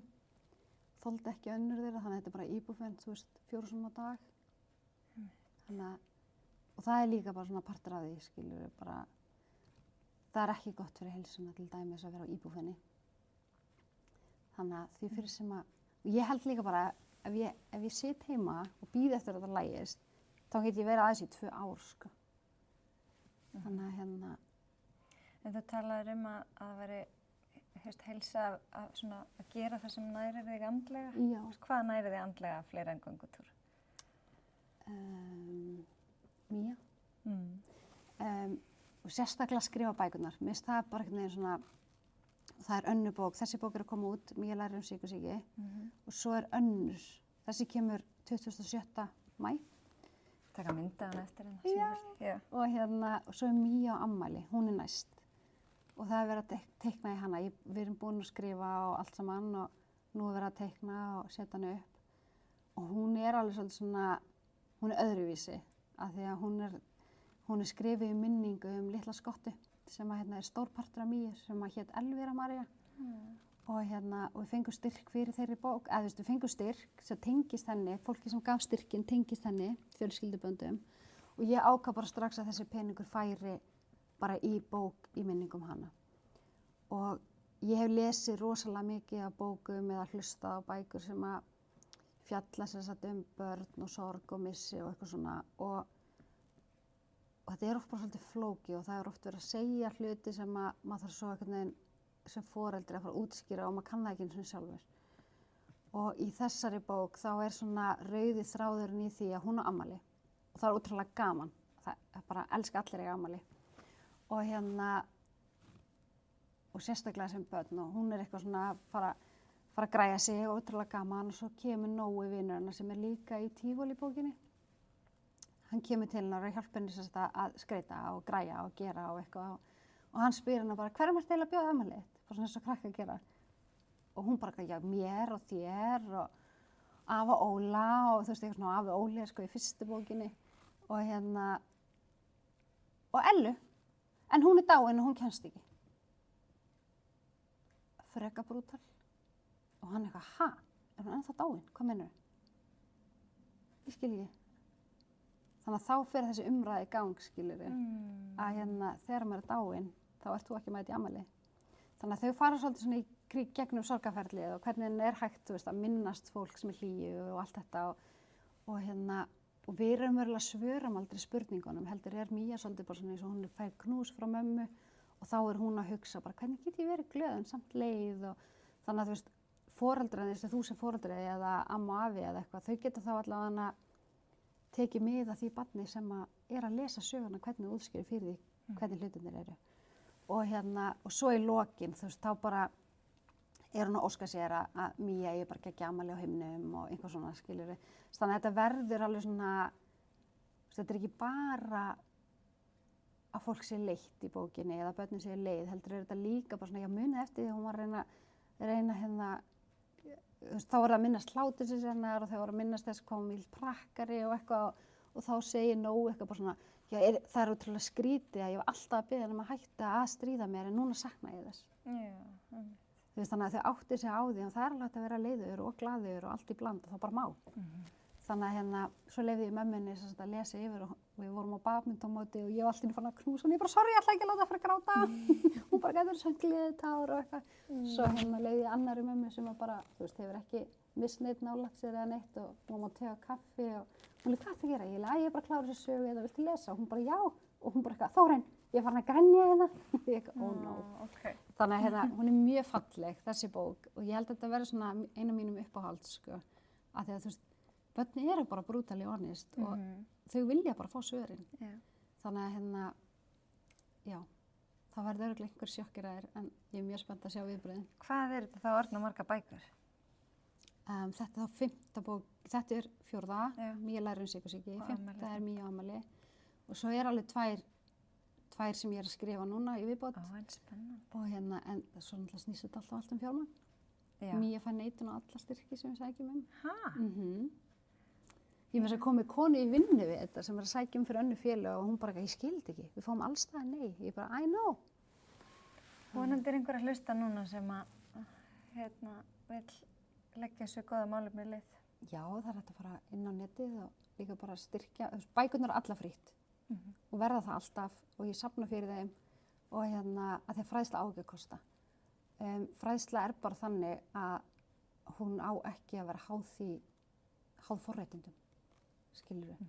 Og þegar ég var ein með minn lítinn, þú veist, ég var í 1,5 ár bara ein með hann og þetta er ekki eitthvað sem ég hefði splæst í.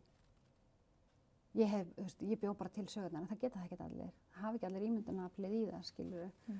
Og sama með eins og þegar við gáum núna fyrir jólin, þá gáum við alveg fullt af krökkum jólaklippingu. Já. Og þetta er líka eitthvað svona sem ég hefði ekki eitt pening í þegar ég þarf að kaupa lyf eða eitthvað.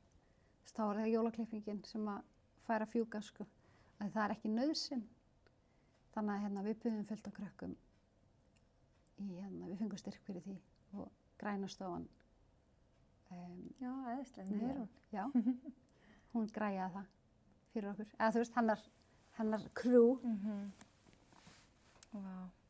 Mér finnst það bara æðislegt spjall og bara takk fyrir að vera svona ótrúlega opin og hreinskilin. Ég held að það er svo margir sem að þurfa að heyra þetta. Já. Ég held að fólk átti sig ekkert á Nei. hvað þetta er bara mikið álag á fjölskyldur. Já, ég var að segja við strákana mína, þú veist, að það væri ótrúlega gaman ykkur daginn að þeir fengju líka bara að segja sína hlið, af því að hún er allt önnur heldur en mín.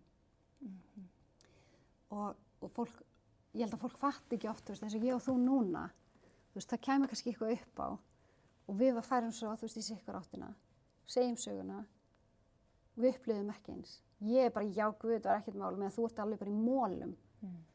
Og þá eigum við það svolítið til bara í alvöru, Erla, ert að djóka í dramanu. Þú sást kannski bara eitthvað allt annað en ég, skilurðu. Og það er þetta sem ég held líka að fólk þurfa svolítið að átta sig á, þú veist, þegar lífið er í kringum þig, þú veist, að þá einhvern veginn, þú veist, við sjáum fyrsta lagi, það bara er uppbyldið líka, þú veist, hvernig tæklar hlutina, hvernig tæklar mótlæti, hvernig tæklar, þú veist, ég var til dæmis mjög erfitt með hrós. Þetta er bara erfiðast sem ég veit. Og mér finnst miklu auðveldara að tækla mótlæti bara því ég er hún góð í því. Og ég ger mig engan veginn grein fyrir þess að það var sagt við mig, þú veist, ég var með kynningu á Míu á laugardagskvöldi í svona stórum prjónahóp og einn sem ég kannast við, hún bara þá veist að ég held að gera ekki grein fyrir hvað búin að gera mikið og hversu gott starfið þetta er og ég bara, nei, ég veit það. Þú veist, ég átti mig ekkert að því. Af því fyrir mér er ég bara heima, skilur, bara eitthvað að dúlla og ef ég er ekki þessu þá er ég bara að horfa þátt eða whatever, skilur, menn allir aðrir sjá mig kannski í ykkur allt öðru hlutverki. En það sem ég held er að fólk þurfi svolítið svona bara átta sig á því að vera ekki alltaf að dæma aðra fyrir það, þú veist, hvernig þið bregðast við. Af því að, eins og bara þetta, við erum kannski bara nákvæmlega sama staðnum og við sjáum sikkert hlutin, við erum samt einhvern veginn að upplifa sama hlutin. Og þetta fer líka bara svolítið eftir því, eins og ég er svona frekar næm held ég á fólk. Á meðan að eldri sonur mín er það bara alls ekki. Skilur, hann er bara svona allt öðruvísi típa og og allt öðruvísi persónuleiki og hann væri bara í alvöru, varst að pæla í þessu? Og menn ég er bara svona í alvöru, varst ekki að því, þú veist. Þannig að og þetta er samfélagsmiðlarnir líka, þú veist, þetta hefur rosalega áhrif finnst mér, fólk fyrir beint inn á samfélagsmiðlar eitthvað mótlæti og svo kemur eftir smástund klukkutímum bara æ, sorry, hljóp aðeins á mig, það voru vist 2 hliðar á öllum málum, ég er bara svona, já það er yfirleitt 4 eða 5, þú veist. Þannig að en ég er alveg búin að vera þarna líka, nema bara ég er ótrúlega fegin að hafa ekki verið samfélagsmiðlar. Af því að þú veist, þetta er líka bara þroskinn og það sem þú lærir og það hafa allir hlaupið á svo orðið alveg brjálært að djóka hvernig þessi kom fram við þennan og En svo með árunum og með, þú veist, þroskanum, að þá sér það alveg bara svona, það er væntanlega einhver ástæði fyrir því að mannskeiðin brást svona við. Þannig að en já, maður lærir allt með árunum. Það er eitt sem ég langar að spyrja í lokum. Já. Orðið hugrekki. Já. Hvað þýðir það fyrir því? Ég fekk svo fallegan poka frá þér með orðinu. Því ég noti þetta líka svo mikið. Er það? Já, af því að ég fór í námi fyrra í markþjálfun og ég markmiðið mitt með þessu námi var svolítið bara að finna jafnvægi í lífinu og eitthvað svona og bara að vera betri, þú veist, í samskiptum og allt þetta eins og markþjálfari. En það sem ég kom út úr náminu var, mér fannst ég miklu hugrekkari. Að hvaða leyti? Bara einhvern veginn, já þetta er ótrúlega góð spurning, takk fyrir að spyrja.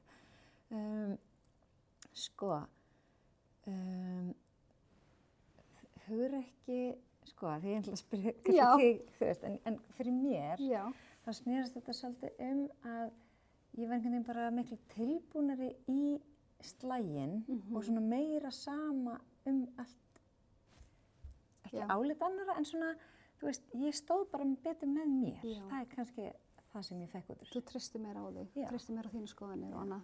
Já, ég held að það sé líka, það sem ég lærði líka í, það er þetta, við getum verið hugrakkt þótt við séum hrædd. Það er svona rauði þráðurinn í gegnum alla bækurnar.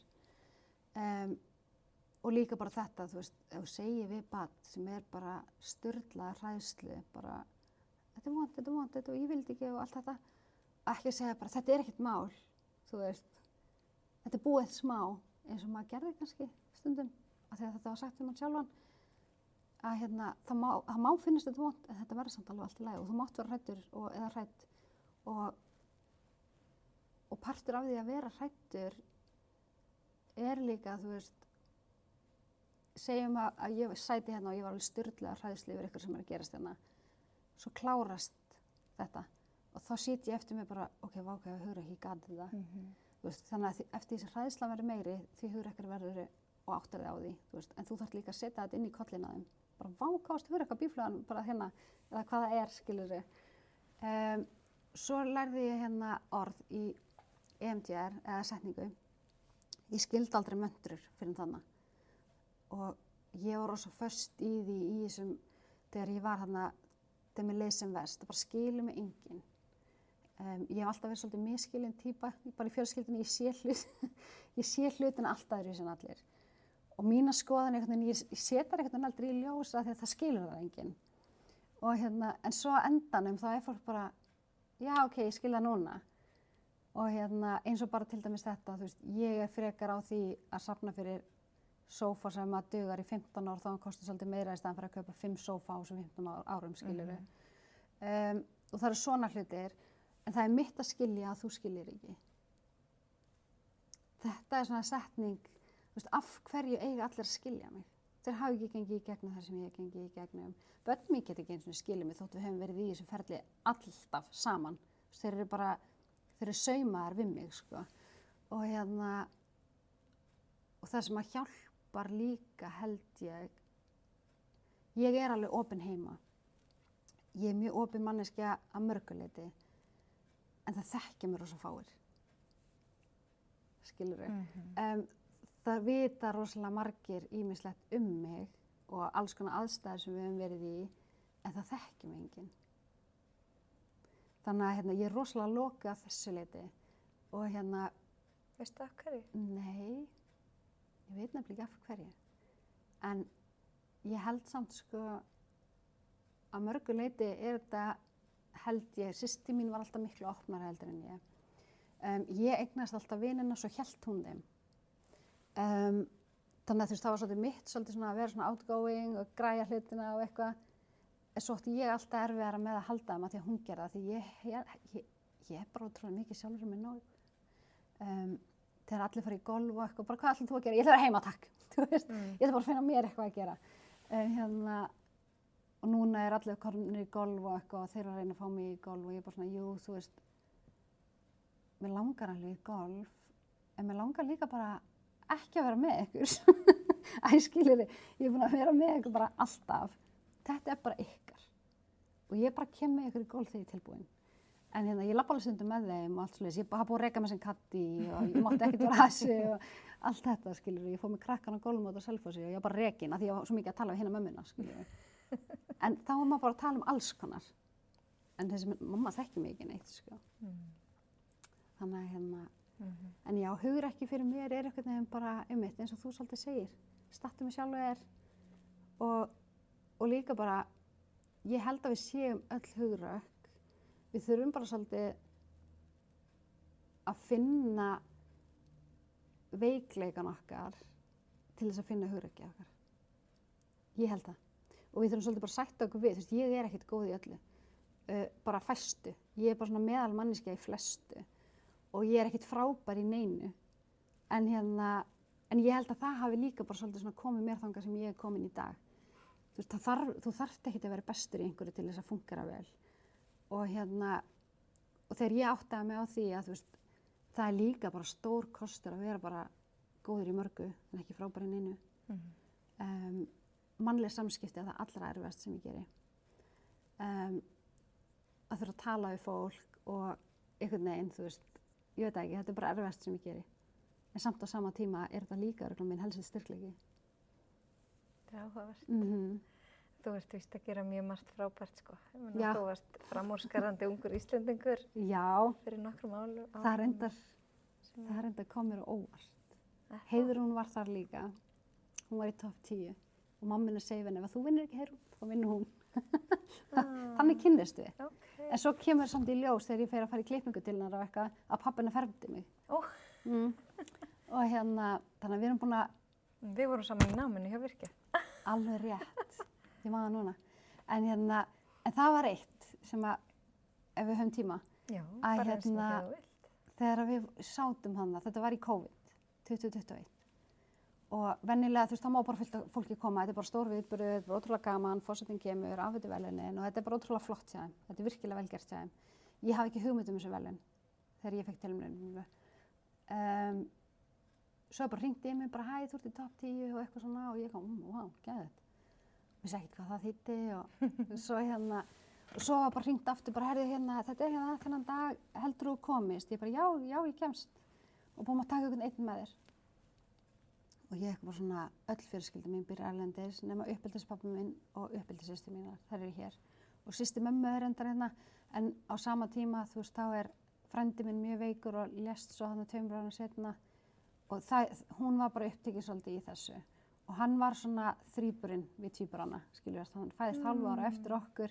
Þannig að við erum öll svolítið svona, já, vorum öll mjög svona, hvað maður segja, þetta var svona systkina bragur á þessu þó við værum ekki endilega systkini. Svo þannig ég býð uppeldishpabba mínu með, þegar mamma býr erlendis, tvíbursystir mín erlendis, amma, þú veist, misjafn hvar hún er. Það er einhvern veginn allir. Maðurinn að hugsa um strákarna? Já, hann bara í vinnunni. Þú veist, þetta var á 5. og hann var ekki tiltækur í þetta og einmitt, þú veist, þurfti að koma strákanum heim og eitthvað á æfingu og svo, þannig ég tek hann með mér og þú máttu bara hafa einn að þetta var COVID. Og ég seti eitthvað þarna og það er sem sagt verið að búa að lesa upp, þú veist, öll nöfnin, það er búið að lesa af hverju fólk er að fá tilnefningu og það er greinilega tekin, þú veist, bara svolítið eins og við gerum á Mýverðlaununum, að þá tökum við svona part úr tilnefningunum og lesum upp og setjum á skjal þannig að fólk á þetta. En það er lesið upp þarna. Svo kemur forsetinn og hann byrjar eitthvað að tala og eitthvað og ég var allan tíman, þú veist, þegar það var verið að lesa upp hvað fólk er að gera, ég var svona, vá, hvað er mikið að fólki að gera geðveika hluti á veit enginn að því. Svo kemur hann upp og eitthvað bara, já, góða kvöldi, eitthvað, gaman að vera hérna með ykkur og mikið skemmtilegt og eitthvað og svo byrjar hann að tala og ég bara svona, vá. Oh my god, þessi pott þetta var að vinna. Ég bara, þetta er geðveikt, sko. Hvað sem gæla er bara að gera mikið. Og svo bara Þórunn Eva og ég bara eitthvað, Þórunn Eva, ég eitthvað, ó, var þetta ég? Og þá var ég búin að vera bara, vá, þetta er geggjutýpa. En hefði ég einhvern tímann hugsaði sjálfa mig þannig. Þannig að hann var að lesa um þig og þú fattaði það ekki? Nei. Vá. Af því að þú veist, það var ekki verið að tala þú veist, það sem ég var búin að vera að gera, heldur var bara að tala mannesku. Vá. Wow. Og þetta segir svo ótrúlega mikið okkur sem bara fólk, þú veist. af hverju gat ég ekki séð sjálfum mig svona en ég gat séð ykkur aðra manneski svona. En svo var þetta allan tíman ég og ég var bara eitthvað svona, þetta var svona pínur í alditjekk en á sama tíma bara litla egoið. En svo á sama tíma bara, oh my god, er ég búin að gera þetta allt? Yeah. Þannig að þú veist, þetta var líka bara svolítið svona slap in the face. Og síðan alveg komin 5 ár og þú búin að gera ennþá meira núna. Já. Þetta smá flott þér. Takk fyrir. Og líka bara, þú veist, ég ótrúlega heppin að hafa Bergrúnu. Ég veit ekki hvar ég væri án hennar, sko. Af því að, já, myndirnar... Hún að hjálpa með bókina. Já, hún ritstýrði þeim og teiknar, eða myndlýsir. Ég held að æfa mig að segja það. Og hérna, mjög flott. Af því að, þú veist, það sem ég skrifa, svo skrifa ég bara, já, þú veist, myndin, þú veist, í sviga, þú veist, þannig að við tökum rosalega stóran hluta af textanum í burtu sem hún setur í myndir. Já, skilurðu? Snið. Þannig að hérna, það verður ekkert allir textin eftir. Og eftir núna 5. bókina, hún var reyndar að hrósa mér daginn, ég er að þroskast sem höfundur. Ég er bara, wú! En að fylgjast með henni vinna er bara, ég er bara ágætt til eitt aukatekið, sko. Það er bara þvílík forréttindi fyrir mig sem manneski að fá að vinna með henni, sko. Og líka bara heppin, einhvern veginn, að hafa lent hjá henni, beðið hann þetta. Og ég bað hann upphaflega bara ég þekkti hann fyrir og ég bað hann væri til að teikna eina litla sæta Míu fyrir að mér langaði svo að setja hana inn í lokaverkefni, bara mynd. Og þannig að það væri svona pínu vesju allt fyrir kennaran að mér langaði í alvörun að gera þetta en það var hún sem var svona bara já, gerði þetta. Og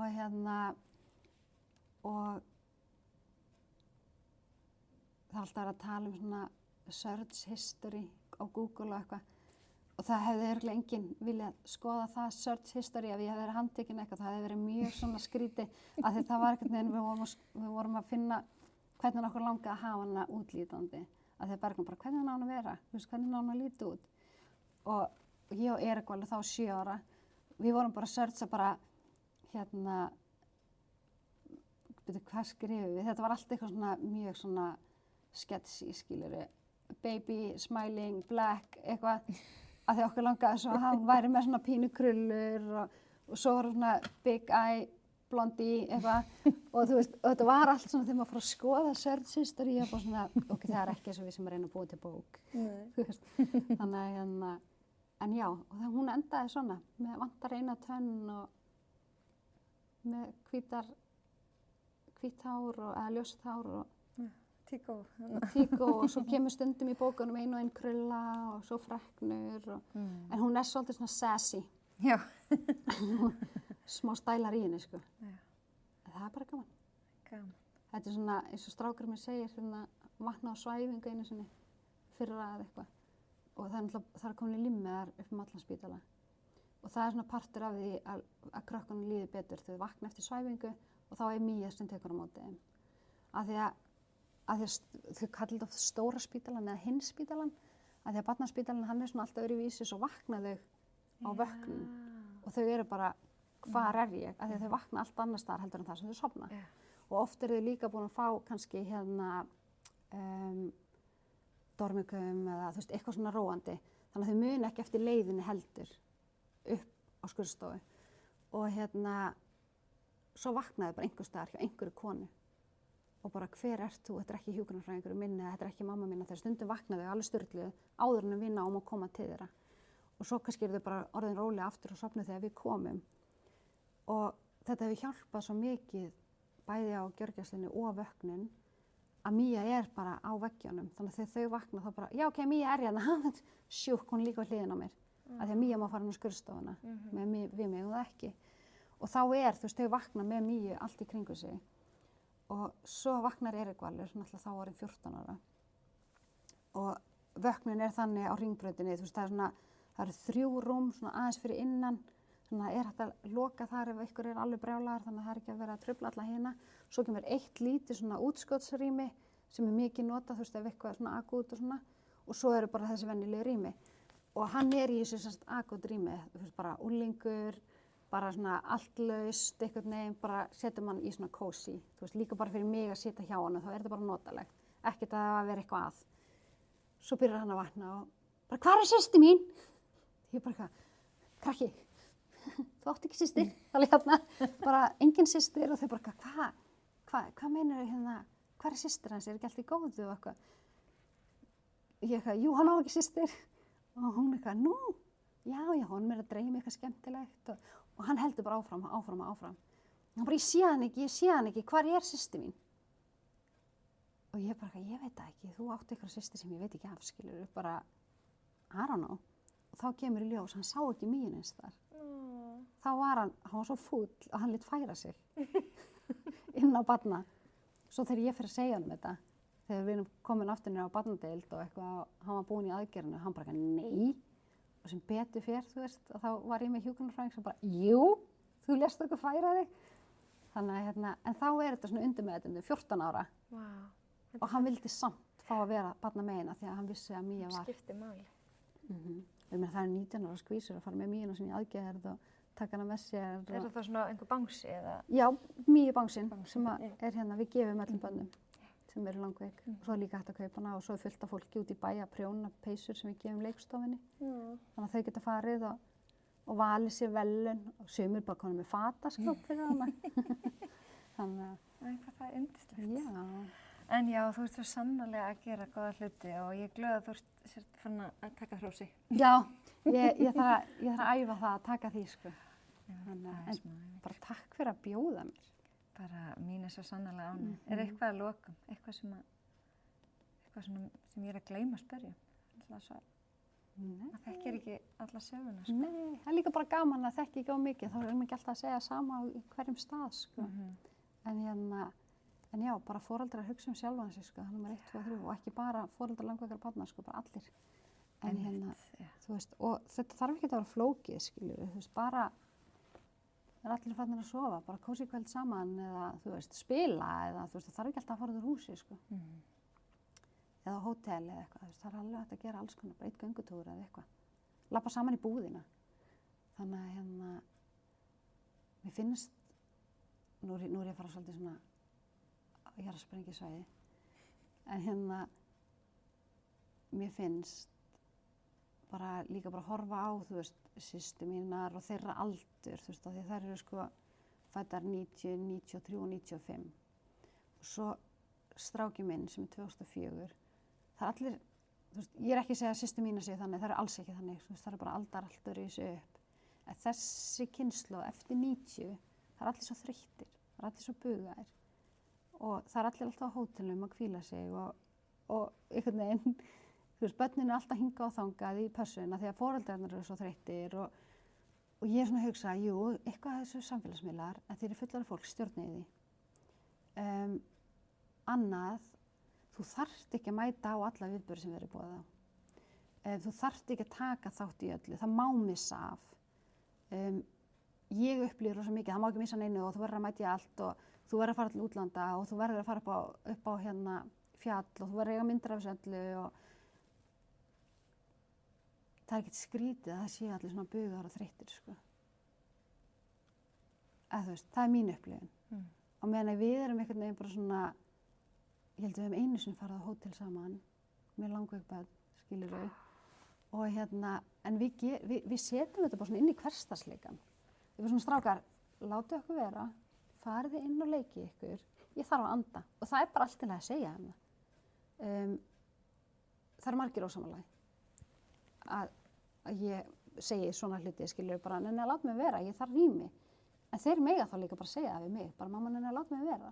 Ég þarf bara 5 mínútur enn fyrir sjálfa mig og þau gera það. Ef þau eru ósamála, þetta er stundum eins og foreldrar, þá bara missum við okkur, skilur bara við erum ekki til í þetta, til í þessa hefðum, bara í alvöru, gaur, og oft tækla maður hluti öðruvísi þegar fíkur í mann eða maður er bara ekki í takti við tíman eða daginn, maður vaknar stundum bara öfugur að þá hef ég kennt þeim það bara ef þið eru ekki sammála mér, ef þið eru ekki ánægðir með það sem ég sagði, komið til mín og segið mér það. Að því að stundum er ég líka bara þar, bara, ég hefði ekki hægt að segja þetta. Og en stundum þarf maður bara að standa með sjálfur sér, stundum er bara ógeðslega erfitt að ala upp börn, stundum þarftu bara að segja hluti sem þið langaði ekkert að segja, en þú þarft að gera það. En svo segir maður líka stundum sem maður átti ekki að segja. en þá mega þeir líka, bæði ég og fara inn bara, herri, sorry, þú veist, þetta var of mikið, ég ætla ekki að gera þetta.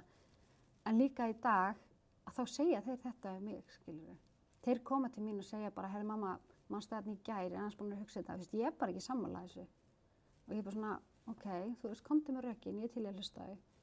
Og stundum er ég bara, nei, ég er bara ekki sammála þér. Og stundum er ég bara, já, ok, það er rétt hjá þér, þú veist, ég sá þetta ekki svona. Þannig að, þú veist, þú þarft líka bara svolítið að koma fram við börnin eins og bara manneskjur, ekki bara sem einhverju litla afleggjara eitthvað staðar, sko. Það er mína ábyrgð að koma þessu fólki út í lífi. Þú veist, þannig að það er ekki ábyrgðin eins annars. Jú, ömmur og afar, þú veist, hafa alveg sína ábyrgð og allt það, skilurðu, en ég ákvað að eignast þessi börn. Og einhvern veginn, ég get ekki alltaf hent skuldinni yfir á alla aðra í kringum að því ég er þreytt. Finn ég eitthvað það bara vídeo eða eitthvað og komdu krakkarnir þínum í kósí. Þannig að ég held að það sé líka bara svona stór partur af heilsu, að þú spurðir á hann, hvað er heilsa? Ekki taka þátt í öllu. Þú veist, maður verður bara cray, bara crazy. Verður bara heima líka, verður bara til. Þetta er góð lokaorð. Já. Verður bara til. Verður bara til, verður bara þú. Takk fyrir mig. Takk fyrir mig. Og gangið bara rosa vel hérna áfram. Ég hlakka til að fylgjast með Míu. Já, sömuleiðis. Ég er búin að gleyma. Ég er með lítinn pakka handa þér frá Nutrileng. Þekkir það? Já, eða þú veist, ég hef aldrei notað þetta, en mjög spennandi. Já, ég finn svakamenn. Ég er búin að taka þetta í 1 ár. Og bara fyrir liði og Er það? Já. Þannig að aldrei að vita. Nei, ég ætla að prófa þetta. Ég sendi þér meðmæli ef ég fíli þetta. Ég held það samt. Algjörlega, ég ætla að mæla ekki með neinu sem ég hef ekki trú á. Nei, það er sama og ég. Það er bara... Á sleppum maður því bara. Já, algjörlega. En bara takk enn og aftur. Sömuleiðis. Og bara eigðu dásamlega dag. Sömuleiðis. Takk kærlega fyrir að hlusta á þáttinn í dag. Ef þér fannst hann áhugaverður eða gagnlegur, myndi mér þykja ótrúlega vænt að þú myndir deila honum áfram með einhverjum sem gæti haft gagn og gaman að. Endilega fylgdu líka hlaðvarpinu þar sem þú hlustar, hvort sem er á Spotify, Apple, Podcasts eða öðrum hlaðvarpsveitum, svo þú missir ekki af næstu þáttum. Og svo finnur mig líka á samfélagsmiðlum undir Heilsu Erla. Þar deili ég fróðleik, innblæstri og bara ýmsu sem tengist heilsu og vellíðan. Þannig ég þakka þér bara fyrir stuðninginn og fyrir að vera hluti af þessu samfélagi. Þar til næst, hafið það gott.